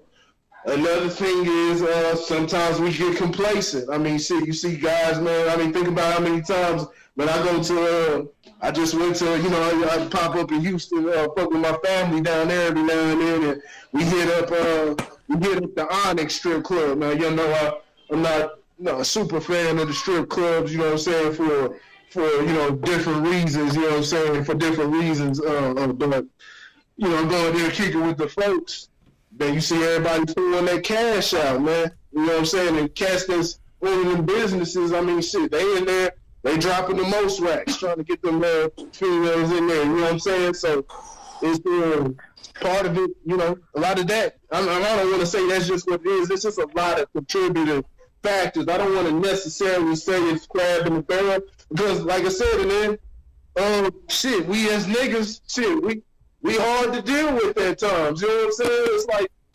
the main thing that I'm trying to focus on ending right now, and like I said, I don't know if it's even possible. The Bible talks about it, but it's putting a calm, man, ending the killing, man. We gotta stop the killing, because that's the main thing that's not allowing black people to do business with each other. So you seeing everybody, they get their money and they getting the hell up out the hood. You know what I'm saying? They moving to the suburbs, or they may come in, toss a little money in, helping people out, and then they shoot right back out. But when you got some people that they post up there, but you see. I've talked about this way before Nipsey Hussle got killed or anything. Dealing with your folks, you know what I'm saying, dealing with that situation, you putting yourself it's just the reality. You putting yourself at risk. So that's something that you should realize, because you're dealing with people who are influenced, who are just influenced in a certain type of way. So, yeah, I think a lot of it is just tough dealing with your folks, and sometimes people get discouraged. I don't want to put it into. I don't want to put it, or if you're saying like this, I know I've been going for a while, but if you're saying like this, it's a crab in the barrel mentality on the other side, Lord. You know what I'm saying? You're dealing with both sides of it. Both sides of it. Because I always ask myself this question, right? If we even the playing field, let's say we even the playing field, right? Everybody on the same playing field. You always gonna have motherfuckers that want more, and they don't have any moral compass in how they deal with that. So, is it gonna be more killing? Because it's gonna be more people trying to get more, and so that competition breeds more violence. I'll say yeah. I'll say yeah. I would say, I really wouldn't. I don't believe that. I do believe certain things. Because you think about a lot of these black children that come from affluent families, and they get raised up in, you know what I'm saying, good environments, so to say. You know what I'm saying? Unless they really, and I'm talking about good environments, because a lot of people, you know what I'm saying, in the hood, they come up in good households and everything, but like I said, you can't escape what's outside your door. You know what I'm saying? So But I mean, you got those kids, you know what I'm saying, that, you know, we as black folks, we say that ignorant shit talking about, oh, you talk white or you act white and things like that. But, you know, those are usually the kids that grew up in, you know what I'm saying, a nice environment, you know what I'm saying, so they didn't have to deal, you know, they wasn't influenced by all that nigga shit, you know what I'm saying, so to say.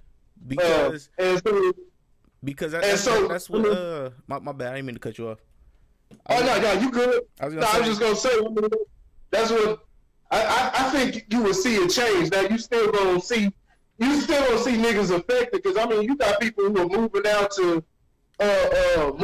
to suburban places and everything like that. But you know niggas out there dropping the property value down because niggas out there shooting and shit like that. But you know a lot of times you can pinpoint and look at the parents, you know what I'm saying? Or look at the people who they hanging around. They still, you know what I'm saying, connected, you know, somebody who's still doing some crazy shit or whatever, or the mama may be crazy. So I do think more money, I do think it could help. Now, you know what I'm saying, we talking about now in the near future, you just give these niggas, you know what I'm saying, some money. Yeah, you may see some bullshit or whatnot, but you know, for the next generation, I really think it'll help. I really think you'll see some change. I'll honestly say, as long as we have more people who are preaching a positive message, that'll happen. But if we continue to have the people that are literally still with the nigga shit and still will push the nigga shit, it's gonna be the same cycle. You'll just have a few less bad eggs. To use that. Yeah, I agree. I agree with that. But also, more money helps. More money does, and I don't want to put too much emphasis on money. Money is something that's needed. It's not everything. You know what I'm saying? You do have to. There's a lot of things that you have to have. You have to have the right frame of mind and everything when dealing with money. That's no matter what race you are and things like that. But yeah, having that financial security and things like that, it helps your mental state. So it'll help the parents' mental state and dealing with the children. And then as far as health and everything, like I said, you're still going to see a small influence, especially as long as they pushing the crap that they pushing up in rap. I mean, you're still gonna see a small influence, but you know, for the most part, I think you'll see we gain some capital, man. We get economics, you know what I'm saying? Get economically right. Yeah, you'll see a small change, but yeah, we still got to deal with some of the. We still got to deal with some of the poisonous tendencies and different things that we've adopted. You know what I'm saying? In this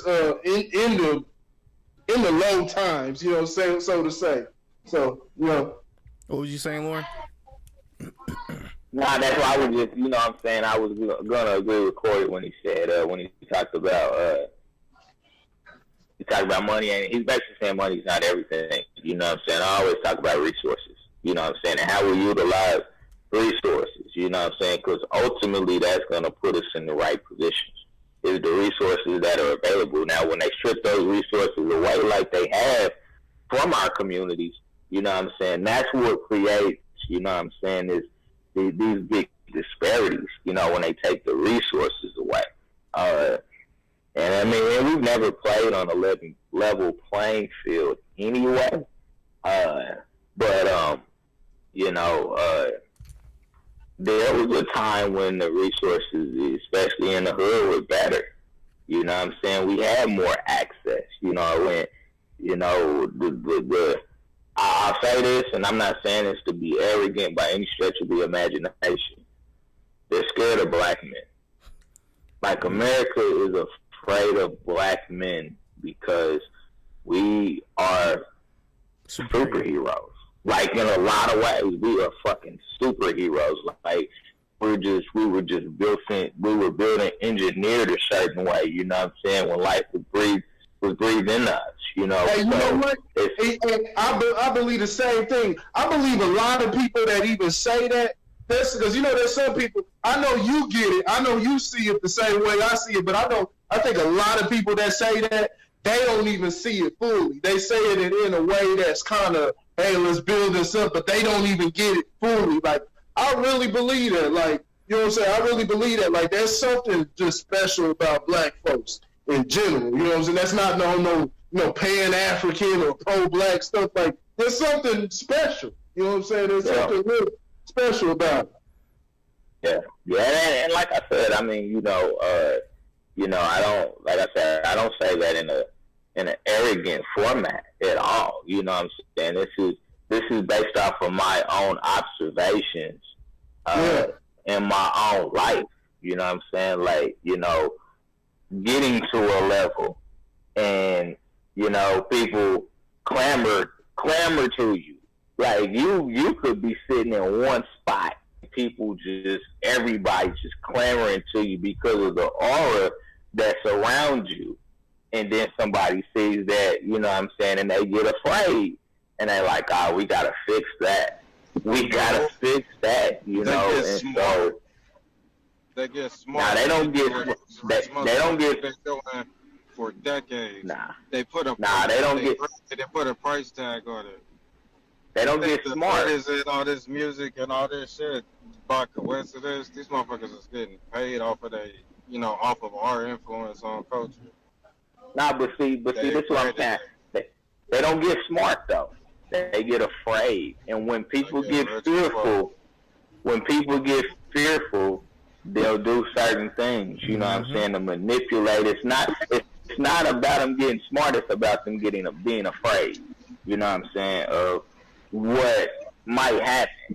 You know what I'm saying? It's always been like that. It's always been like that. It's not that they smarter than us, because they not smarter than us. You know what I'm saying? They have.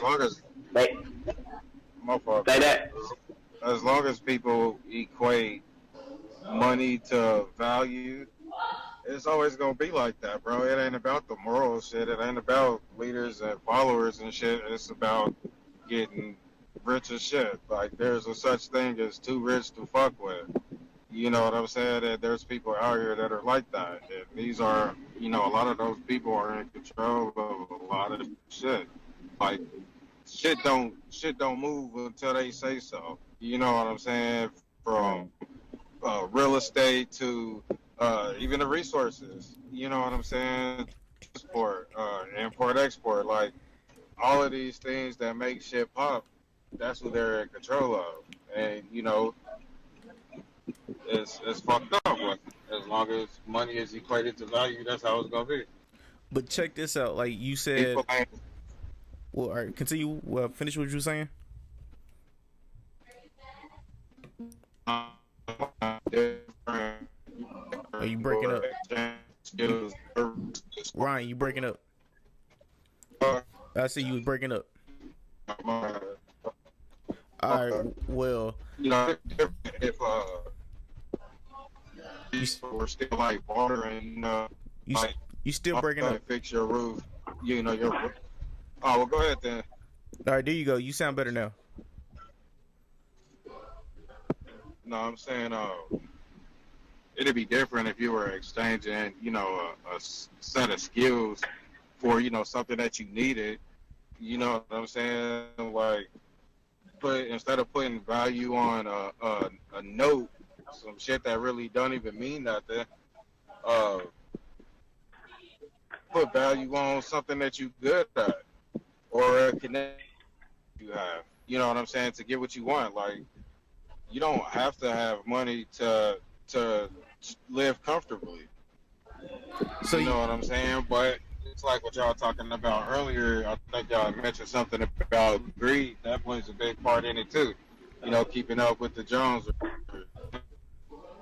So yeah, you're pretty much talking about the barter system. You ain't shit unless look a certain way, or you make X amount of money, or you drive this car, or your kids go to this school. Like, but in reality, that means nothing. Right. It means nothing. Right. Yeah. So you pretty much are talking about bringing back the barter system. It won't be. He keeps getting choppy. All right. So Lauren, if you had something I wanted to touch on two things. Keep going. Go ahead. All right, first, pretty much like Ryan said, he's touching on the barter system. You know what I'm saying? But that, I believe, can work in this day and age, but you just have to find the people with the same mindset as you. You know what I'm saying? Everybody does not have that same mindset. I mean, you can pay a person a little something, but then you can give your resources, or you can give your resources to help them while they're giving their resources to help you. You know what I'm saying? So you won't be paying in all money. You'll be paying in money and probably word of mouth work. You know what I'm saying? So say somebody's coming to do my roof, right? I pay him a certain amount of money. If I was to pay an actual real company, they would charge me the highest a roof you'll be paying is like $10,000. Let's say I just pay him $5,000, and then we just waive off the extra $5,000, and that's word of mouth. I'm like, yo, this dude did my roof. You know what I'm saying? My roof is amazing. He could do yours. You know what I'm saying? That brings business to him. You know what I'm saying? So I mean, that's kind of what Ryan was talking about. I believe. Well, not even that was with barter system. It's usually it's goods. It's actual physical goods for physical goods. So it'll be something equivalent, something that you can offer. That's not in the monetary form of currency, but something that a way that you may be able to help him. Like it's like people do bartering systems today. You know what I'm saying? It's like, hey, you may tell somebody, hey, come fix my car. You know what I'm saying? Like you know what I'm saying? Right back around the hood in Kansas City. You know what I'm saying? Hey, got my partners. You know what I'm saying? I know a lot of good mechanics. Blackheads, wet heads, and everything. You know what I'm saying? You toss them a little something. Hey, they'll be at your door, man. They'll be knocking at your door at 6 in the morning, ready to get it in. And they'll have your car running, you know what I'm saying, running A1. You know what I'm saying? Not saying, give them wet crack, you know what I'm saying? That's the wrong thing to be supplying. But, hey, it's a barter system. So, I mean, it can be anything. It could be, hey, this is just off the top of my head. Hey, take my kid to school for the next 10 days or something like that. It could be anything, but something that can, you know what I'm saying, trading the goods for goods. You know what I'm saying? You can give them something, an item that you have. You may sell something. Hey, I got this right here.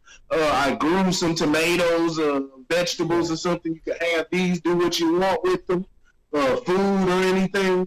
And barter system. Hey, word of mouth also. If word of mouth is something that they believe they can gain from, because it has to be some bartering is still business, so it still has to be a quick pro quo or something that both parties can agree on, which means usually when you're meeting at the middle, that both sides have to give in a little bit. You know what I'm saying? They can't get everything that you want. Sometimes people do get everything that you want, but a lot of times you may have to bid a little bit, and like I said, meet at the middle. So.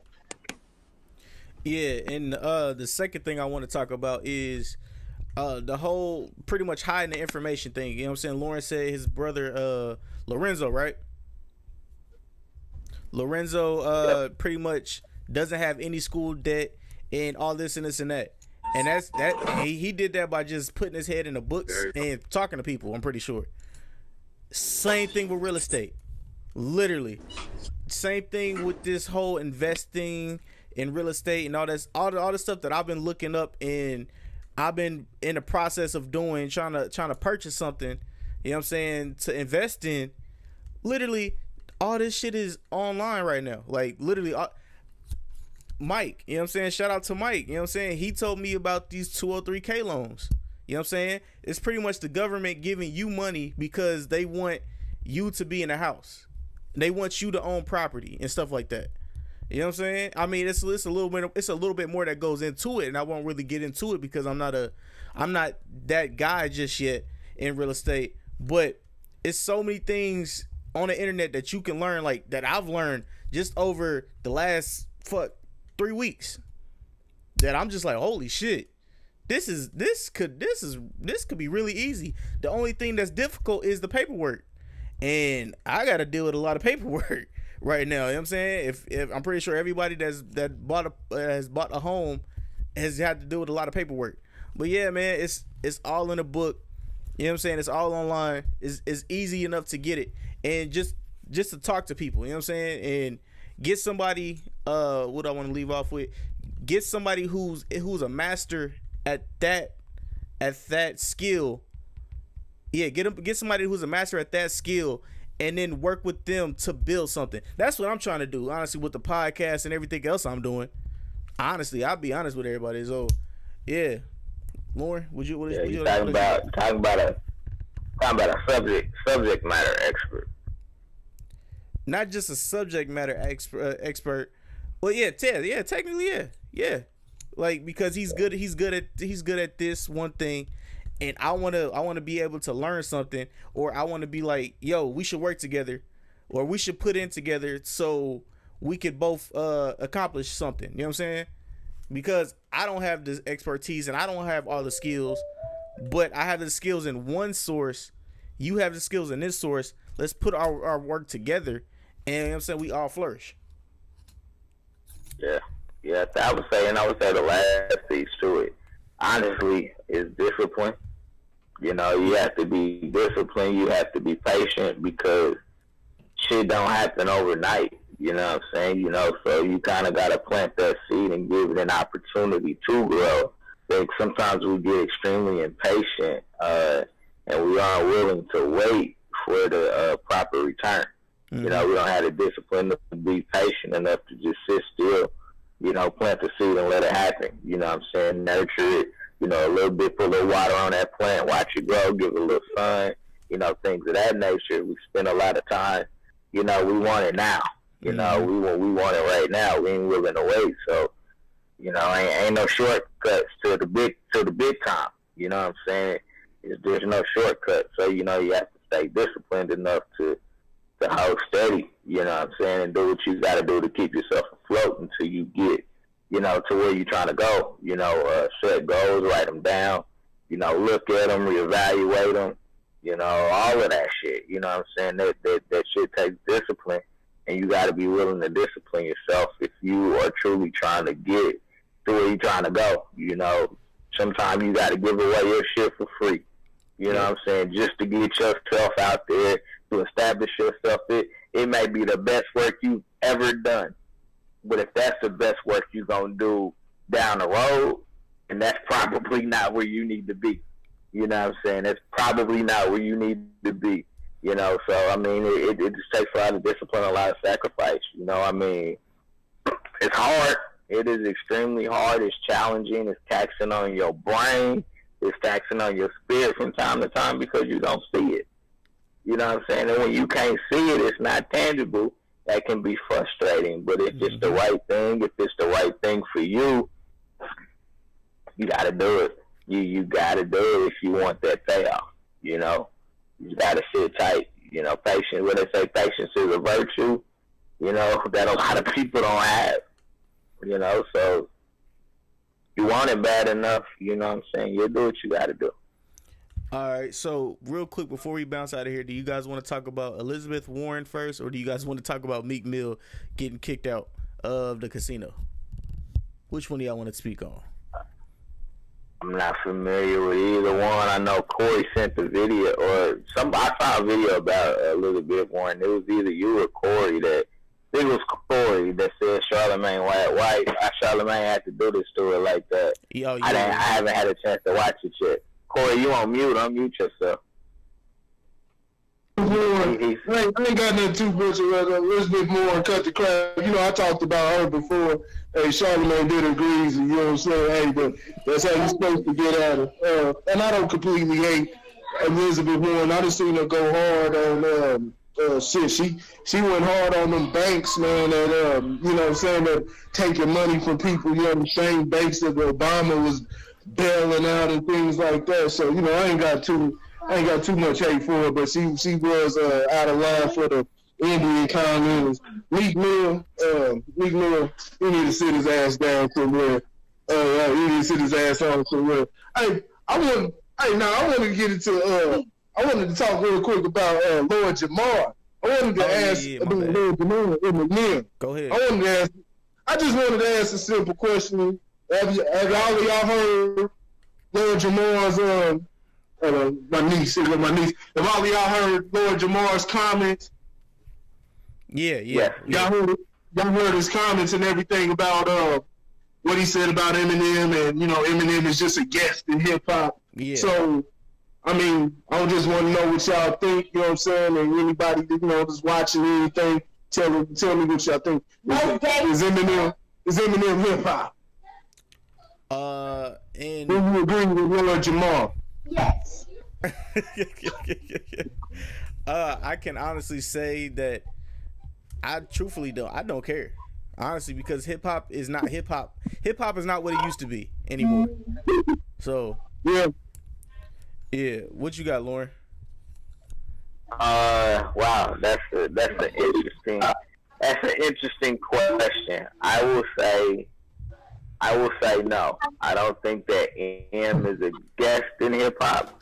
What I will say, and what I respect about his perspective, is that we created hip hop. I mean, really, let's be honest. A majority of genres of music were created by white people. Run that back. A majority of the genres of music were created by black people. Okay, I got you. You said genres. Okay, I got you. Genres. So, I'm not gonna say he's a guest. You know what I'm saying? I think that he's had mainstream success, is what I will say about Eminem. Eminem has had mainstream success. Do you call him a culture vulture? I don't think so, honestly. You know what I'm saying? I really don't feel that way. I mean, I think it's all in how you look at hip-hop as a genre of music. If you're somebody like me that values substance, then Eminem's not necessarily that guy that's going to provide substance for you. But most people don't listen to music for substance. Yeah. Like, honestly, they listen to it from an entertainment factor. And that's, like, M is giving you the entertainment factor. He's giving you the shock value, all of that, But, the keepers of hip-hop didn't protect it. The gatekeepers of hip-hop did not protect it. And that's why you got, all this bullshit-ass music out there right now. You know what I'm saying? I'm going to call it spade. There's a lot of bullshit-ass music out there right now that is getting notoriety. It's being tied back to hip-hop, which it shouldn't be. You know what I'm saying? It's just, it's bad music. Eminem is not a god in hip-hop, and I'll say that. Eminem is not a god in hip-hop. I wouldn't put him on that level. I would say M could spit. He's very creative. But, you don't put him in the top 10 of artists with substance.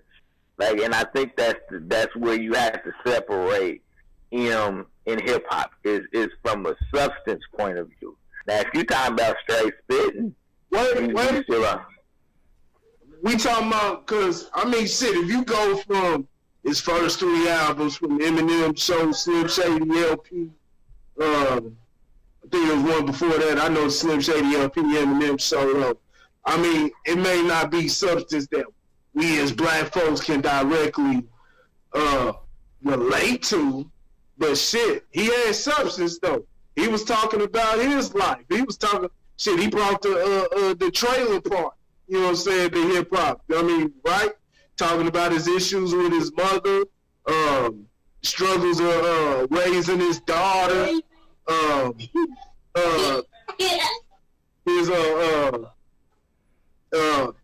his struggles with his baby moms. You know what I'm saying? The custody battles and the problems that he had inside the house. Dealing with crazy fans. You had the Stan records. You know what I'm saying? Mm-hmm. The Stan records, like.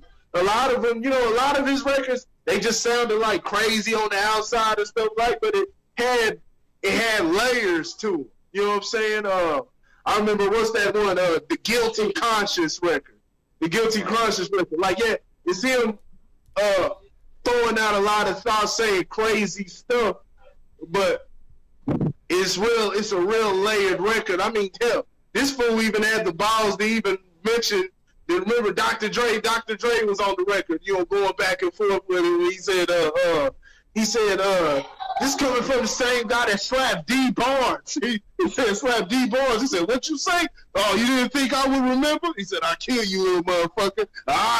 Temper. You know what I'm saying? Like, Eminem's got some layers to it. You know what I'm saying? Now, everything after that, you know what I'm saying? I mean, shit, for the past, 15, what was it, 2019? So I guess, about 14 to 15 years has been pretty much irrelevant. The albums, you know what I'm saying, haven't been nothing. But I mean, I can't say within that little time. But that's what I'm saying though. But that's what I'm saying though. Like, his substance completely fell off. You know what I'm saying? And that's why I said that. But that's why I don't consider him a guest either. You know what I'm saying? I thought that statement was very sideways. Yeah. And when you talk about the course of his career, like he slapped you in the face. He got your attention when he first came out. You know what I'm saying? And like I said, I think when you talk about just straight spitting, take substance out of it. When you talk about straight spitting, M is one of the coldest. Like, for real. M is one of the coldest. But when you talk about substance, I think he just kind of lost it. You know what I'm saying? And I think some of that is attributed to some of the personal issues that he dealt with. You know what I'm saying? In his own life that just kind of took him off the rails. You know what I'm saying? And that's why I said I don't think he's a guest at all. You know what I'm saying? Yeah. You know, I wouldn't put him in that category at all. That's disrespectful. You know, I know. You know, he made a reference. Lord Jamar made a reference to the Beastie Boys. You know what I'm saying? And I mean, go back and listen to the Beastie Boys. The Beastie Boys was dope. You know what I'm saying?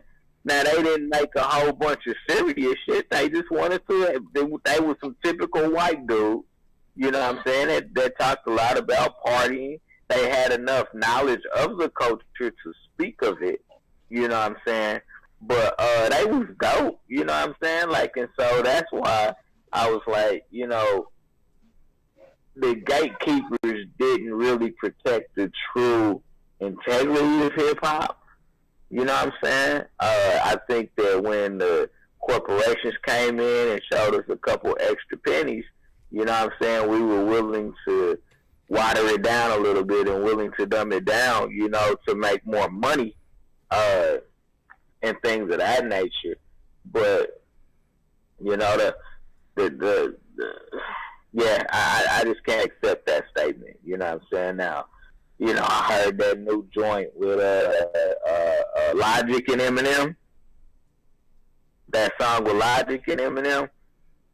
Yeah, that one. Nah, I'm cool. You know what I'm saying? Like I can't do that one, and I think that's probably where I go when I say the gatekeepers didn't protect it. Like, Logic and any, like, you not, there's no white person in the world. Let me be very clear about this shit. There's no white person in the world that's cool enough to say nigga. Not one. Nope. There's not one. You not cool enough to use the phrase nigga. I don't care if you're biracial. And I'll be honest with you, as a black dude, I try not to say it. You know what I'm saying? Because of the whole, I don't think we should take languages, you know, and phrases that were used against us and try to make them cool. You know what I'm saying? Try to put our own spin on it and make them cool. But Logic's a white boy. They don't have that platform is not permissible. You know what I'm saying? Like you I know we talked about this a little bit, but you can't use your biracial card, you know what I'm saying, to excuse that type of, because that's disrespectful to me. You know what I'm saying? That's totally disrespectful to me. So I mean, we all know Jamar has got his strong opinions. You know what I'm saying? And Some of his stuff is validated, and some of his stuff ain't. And I think that's all of us. You know what I'm saying? Some of the shit that we say is 100% valid, and then some stuff we say is debatable. You know what I'm saying? It's 100% debatable, and I think that this is debatable. Like it, and I had to learn this as an artist in hip hop. I had to learn to just respect that people like to be entertained. So all that bullshit that people be putting out there is entertaining. You know what I'm saying? And so everybody don't want to listen to music for substance. Some people actually want to listen to music to get away from substance. You know what I'm saying? And just, have a good time. You know what I'm saying? And get away from the escape the daily shit that goes on. You know what I'm saying? Work and family and all the pressures that are out there. Like, some people want music to entertain them, to be entertaining, to take them away from that serious shit. So I had to learn how to respect entertaining music. I don't have to like it. I don't have to consume it either. You know what I'm saying? So whoever wants to consume that shit, by all means, go ahead. It's your money. It ain't mine. You know what I'm saying? I may tell you you're wasting it. You know what I'm saying? But to each his own. So I think there's just, there's a balance. Corey, you said it.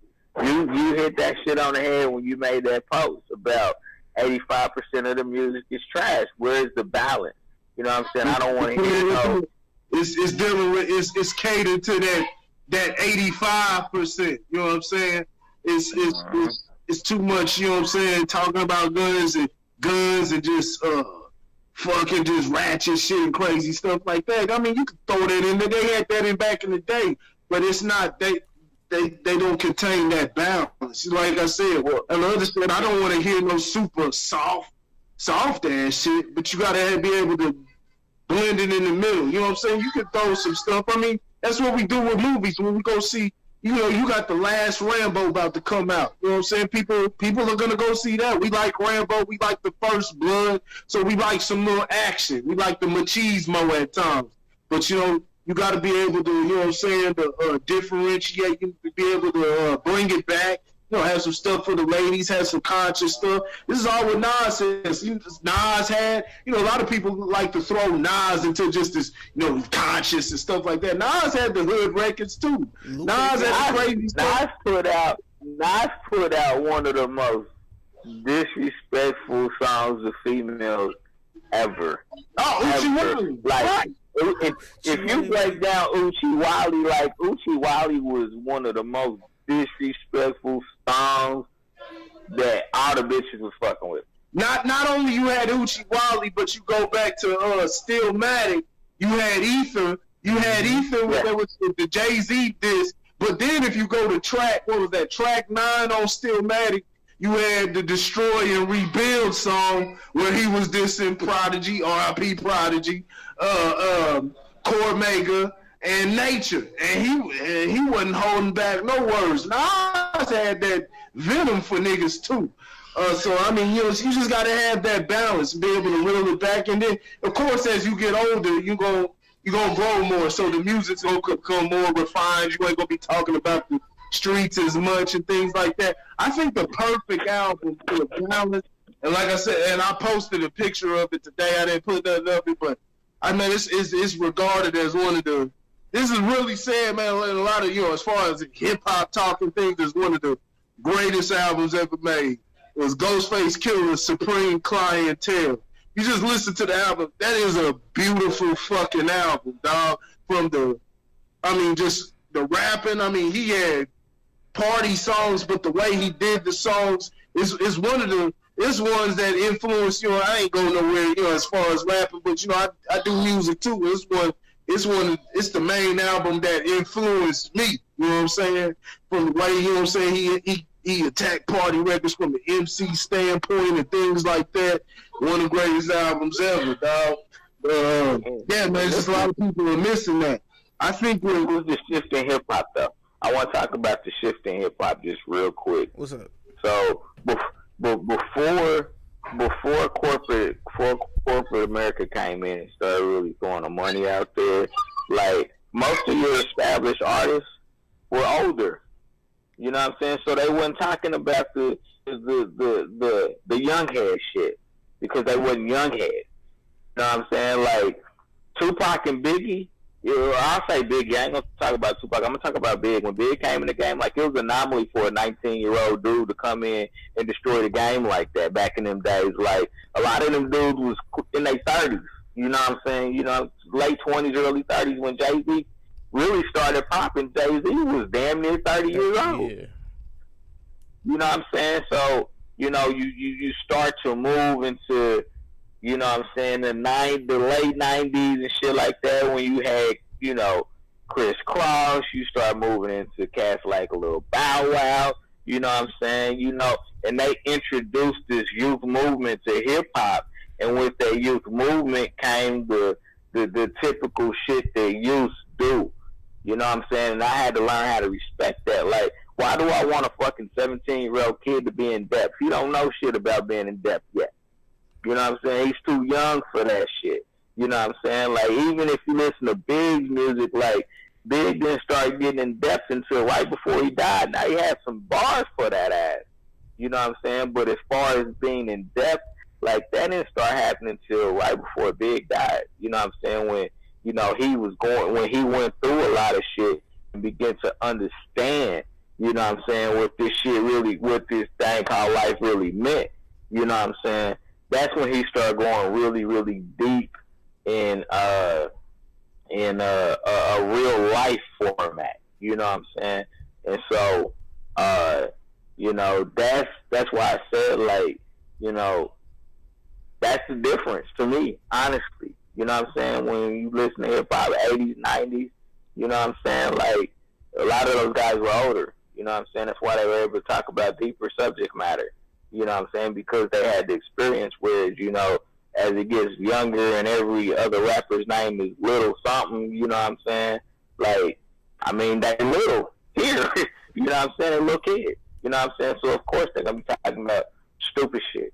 You know what I'm saying? And as the OGs, you know, the OGs just kind of fell out. You know what I'm saying? It was like, hey, you know, we're gonna let them little niggas do that shit. You know what I'm saying? You know what I'm saying? They making money. I ain't gonna hate. You gotta educate. You know what I'm saying? Like Corey talks about all the time. The poison that we're ingesting into our communities is poison. You know what I'm saying? And we taking these little kids. You know what I'm saying? Take a motherfucker that come from the hood and ain't never seen $1 million. Hell yeah, he gonna tap dance. You know what I'm saying? Of course he's gonna tap dance. You know what I'm saying? Because ain't nobody telling him otherwise. Ain't nobody saying, hey man, hold up. You know, you got a skill, you got a talent. It's worth way more than $1 million. Be patient, you know what I'm saying, and let that shit bubble the right way, and you ain't gotta sell out. You know what I'm saying? We just, all right, little nigga, go ahead and go do that shit, man. You know, bring that money back to the hood, or whatever the case may be. You know what I'm saying? And they get warped over that time. You know what I'm saying? Be like, bring that money back to the hood, nigga. This my shit. Fuck all them other niggas in the hood. You come and get this shit like I had to come and get this shit. You know what I'm saying? Because they don't have that mentality.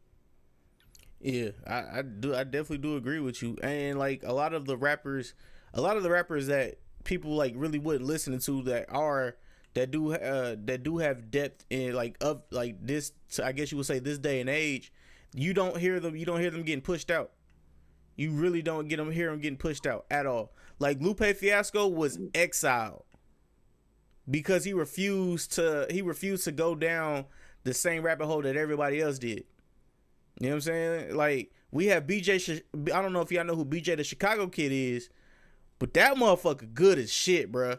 Like a lot of people wouldn't really listen to that nigga. Like, and I feel bad because like this nigga is really talented, and there's a bunch of other different artists that you really wouldn't hear unless you actually are fans of them or are fans of somebody who actually rocks with them and has been on songs with them. You know what I'm saying? So they're just not getting pushed like that. What was you gonna say? Lord Jamar, man, like you wrong on this one. I know we went a little bit more in depth than what the question was asked, but he's wrong. You know what I'm saying? Eminem's not a guest. You know what I'm saying? He's just not at the head table. Yeah. All right. So what was we say? Well, no, What's that? I'm talking to my nephew real quick. Now, I just want to say, Lord Jamar, he's wrong about Eminem being against him. Eminem is hip hop, but he's right about it's not something that you just see black folks. Even my homeboy had to tell me. He was like, it's Sterling. You know Sterling. He was like, man, we was talking about it on the phone. He was like, nigga, I ain't never heard you be like, boy, you heard that new Eminem and shit like that. Like, you know what I'm saying? Now, I listen to Eminem, but you ain't never, been like, you heard that new Eminem record and shit like that.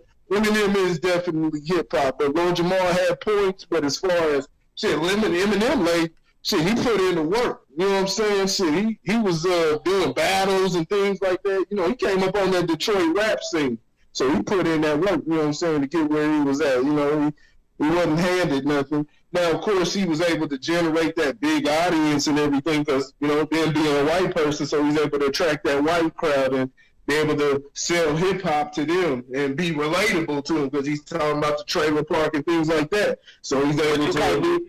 But you can't be mad about that. You cannot be mad at him taking that angle. No, you can't. No, Eminem is 100% hip hop. He's hip hop all the fucking way. You know what I'm saying? When you talk about hip hop and they talk about it in the history books and things like that, Eminem, if they don't put him in the fucking if he's not in it, if he don't have his own, I'm talking about major article, and he's a major force within hip hop. Like he's a big factor. You know what I'm saying?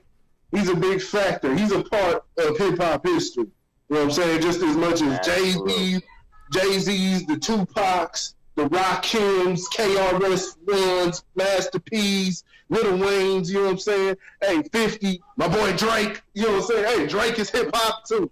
You know what I'm saying? Hey, Drake is hip hop too. So, just like that, Eminem hip hop. But yeah, he had his points, I think it gets to a point, and you saw him, Rod Digger arguing with each other. Yeah, Digger has seen Eminem's come up. She was there, you know what I'm saying? Rod Digger's hip hop, you know what I'm saying? And she saw the growth of Eminem and everything, so she couldn't co-sign that shit. But she the white boy got skills, man. He was killing people on the streets, freestyle battles, stuff like that, Yeah. Here's what I'll say is diversify your portfolio. When it comes to music, just don't listen to just straight mainstream and nothing else. Like, you got friends that listen to underground artists all the time. Diversify your music portfolio. That's all I'm going to say. You know what I'm saying? The mainstream stuff is cool because there's good mainstream music out there. I don't want to say that every mainstream artist ain't talking about shit. There's some good mainstream artists out there that's talking about some shit. Just diversify your portfolio. It's not about music. Ain't all about how famous you can get. You know what I'm saying? Music is about speaking from the heart and speaking from the soul. You know what I'm saying? And putting that out there to the masses. And sometimes your engine ain't as strong as the mainstream engine, but you still out there. You know what I'm saying? There's a lot of people that you put in that mid-major, you know what I'm saying, underground category, you know what I'm saying, that are mad dope. You just gotta dig in them crates. You gotta dig in them crates, man, because they out there, you know what I'm saying, and, if somebody's talking about something that's positive, you know what I'm saying? Like, bump that shit. You know what I'm saying? Put that shit out there, too, because I get it. You know what I'm saying? Controversy sells. That's why 50 Cent always out there fucking trolling. You know what I'm saying? Because controversy sells. It's more polarizing than hearing, you know what I'm saying, something positive and something good. That negative shit, it just sounds more polarizing. You know what I'm saying? It sounds more polarizing to read. You know what I'm saying? Guy gets his ass whipped in the subway than it is to hear, you know what I'm saying, pre-save such and such from jumping off of a bridge. Yeah. Like, it just sounds more polarizing, you know what I'm saying? But for all of my positive people out there, man, like, don't give up, keep pushing, you know what I'm saying, your positive agenda. You know what I'm saying? As long as it's all for the right measures, you know what I'm saying? Keep pushing that shit. and don't always focus on the numbers, man. Don't always focus on the numbers. I know Jay said men lie, women lie, numbers don't, but don't always focus on the numbers, man. Because if you can impact one person, then motherfucking thumbs up and kudos to your ass. Yep, that's a fact. So if y'all ready to get out of here, I was gonna actually leave off on a actual rap, I guess a music question. All right, so the question of the day is: we have to create a concert from artists from the 99s to the 2000s, from the 99s to the 2000s artists. We have to create a concert of 7 people. Can you guys do it? Can we make this concert? You gotta put Manny Fresh since you said the line. 99 to the 2000s. Yeah, you can make a concert, of course. There's plenty of people, plenty of guys out here. All right, let's all make a concert. I mean, shit, you got Manny Fresh, Lil Wayne, Young Jeezy, Master P, all the guys, 50 Cent, Eminem, shit.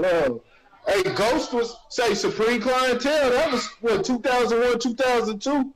You got Ghost. I gotta say my nigga Ghost. Nas, Jay-Z. I mean, shit, man, there's all type of guys you can put. J. Cole, Drake. But you only get 7. You only get 7. That's the thing. You only get 7? Only 7. Shit, man. Well, you gotta, I think you gotta put 50 on there because of his impact on the game. Put 50. Put Drake on there. Weezy, put Lil Wayne up on there. I mean, damn, man, it's you got a lot to choose from. I can't just. Yeah, that's a hard one. Just make sure you invite my boy.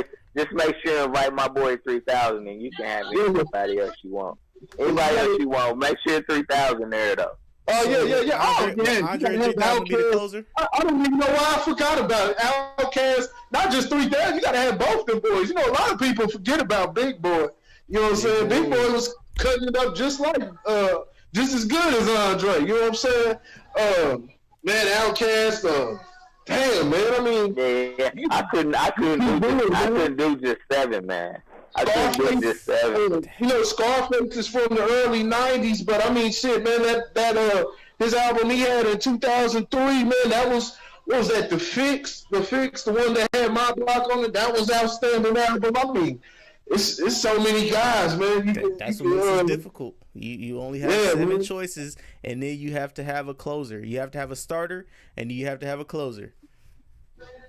Closer. I don't know, man. Yeah, you know what I'm saying? It's difficult. I put my boy Ghost as the closer, man. Hey, I'm on my Ghostface shit today, man. Hey, tomorrow I could be on. Tomorrow it might be Nas or somebody. You know what I'm saying? That's the thing I like about hip hop because you know what I'm saying. You go through so many feelings.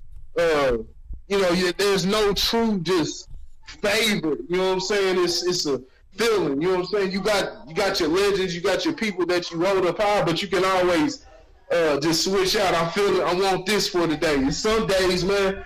I want Slick Rick. You know what I'm saying? Slick Rick, man. A lot of the youngest can identify with Slick Rick and his music. You know what I'm saying? Now that's before the '99, but I mean, shit, they live that. I'm like, old school is smooth. You know what I'm saying? Like they like that Slick Rick shit, man. So it just alternates. But I know Ghost is one of my go-to guys. Lauren knew that from back then. I was always talking about Ghost. Like, hey, Ghost is my guy. So, hey, gotta put Weezy Weez in there. Matter of fact, I ain't gonna lie to you. That'd probably be my closer. Lil Wayne, I would agree with that. That would probably be my closer. Like I'm not a Wayne fan like that. You know what I'm saying? But I understand holistically what he did for hip hop, man. Like Wayne did some shit for hip hop that hip hop could never say thank you for. Like you couldn't say thank you enough for it.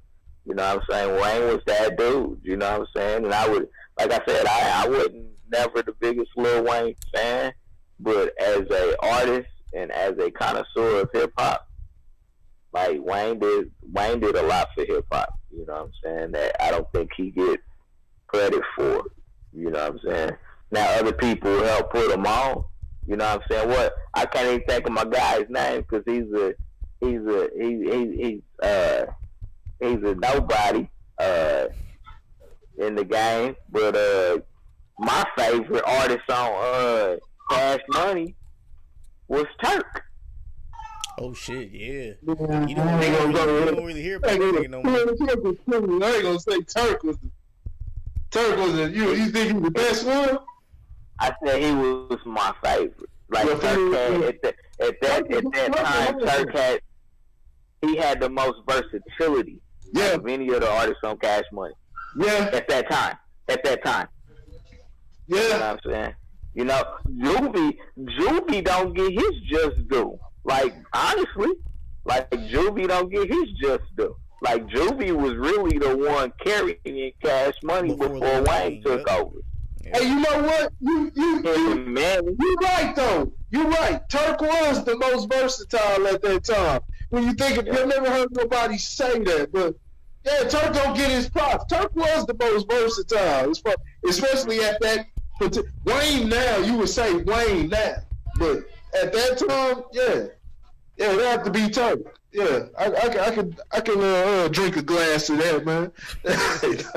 Yeah, you've had enough glasses. Yeah. So yeah, man. I'll just have y'all make y'all list and post y'all list on the what's the name. I'll make a post about it, and then we can post our list. You know what I'm saying? And then we can argue. I'm making 2 lists. You making 2 lists, and then we can argue. Make 2 lists. We can argue with everybody online about our lists. So yeah, man. Hey, what's up? Hey, one more thing. AEW. Hey, Lord, you know what I'm talking about? Hey, AEW. Hell yeah. Hell yeah. Yeah. I'm the young nigga in the room. Now I don't know what the fuck they talking about. So You don't know what that is? Nah. It's WWE about to get put out of business, dog. They got AEW now. What? No. Yeah. Get out of here, bro. I was listening to an interview with a wrestler. He John Moxley in AEW, but he was Dean Ambrose. Dean Ambrose. WWE. He exposed everything. You know, for the past, I watched WWE when I was younger, and I got back into it. Probably it started my relationship with my wife and stuff. Sitting around like I watch it again. A lot of times I watch it on YouTube, but I noticed for like the past year or so, man, it's just been trash, man. I haven't even been able to even watch the clips on YouTube. I'm like, and man, I was listening to, but I listened to like the podcast, like Don Tony and Kevin Castle and guys like that. But Dean Ambrose, man, he was talking to Chris Jericho, man. I like, you know what I'm saying? I like listening to that stuff because they expose the backstage stuff and everything. And he exposed it all. He basically, you know what I'm saying, it confirmed what everybody was thinking about the product. It's terrible right now. You know what I'm saying? For people that sit up there, niggas would be like, oh, nigga, you watch that shit? That shit is fake and shit like that. Hey, I love performances. That's what I love. Right. It's entertainment. It's performance. It's something that's spontaneous. Got to be done the proper way, and it's something that WWE ain't been doing right. You know what I'm saying? Ain't been doing right. And oh boy, exposed that shit. It's a hell of an interview. It exposes a lot of the business and the politics that go on backstage and things like that, man. So, bro, it's all been scripted for years. In the words of Chris Jericho, woo! God damn it, you just made the list. You just made the list. Right. Check them out. We gonna talk about that shit on Monday, man. We gonna add that to the list, so y'all stay tuned. We're gonna talk about we're gonna talk about the machine. We're gonna talk about the machine. How you take down the machine. Right. Easy. Have one of your writers snitch on y'all, but or fire him, and then he snitches on you. I'm just saying. Right. I ain't no money in that. No, it ain't. Not in that industry. No. You know it ain't. But that writer did. He did get a job right afterwards. But hey, and he's getting paid a lot more than what he was in than he was getting paid in WWE. But yeah. Well, he said, I don't think he's getting paid as much, but there was a big moral thing that could be taken out of that interview. It's like I said, you know, money ain't everything. You know, happiness is, you know, you do got to make right business moves and things like that. But you know, he had made enough money to that point, things like that. You know, it wasn't even about the money. They were throwing millions at him. They were talking about tens of millions at him to try to get him to stay. He's like, there's nothing that you can do that could get me to stay. And it was like he just bailed out, and it was one of those instances. You know, it was where, you know, he dropped out of that and something else came, you know what I'm saying? It's my homeboy, it's my brother, it's my cutthroat, you know what I'm saying? I was Jay. Yeah. But, you know, he dropped out and it was there for him, you know what I'm saying? It was there for him, you know what I'm saying? So he could continue to do what he does, man. So, you know, it just worked out like that. You don't sell out, you know what I'm saying? So, hey, AEW.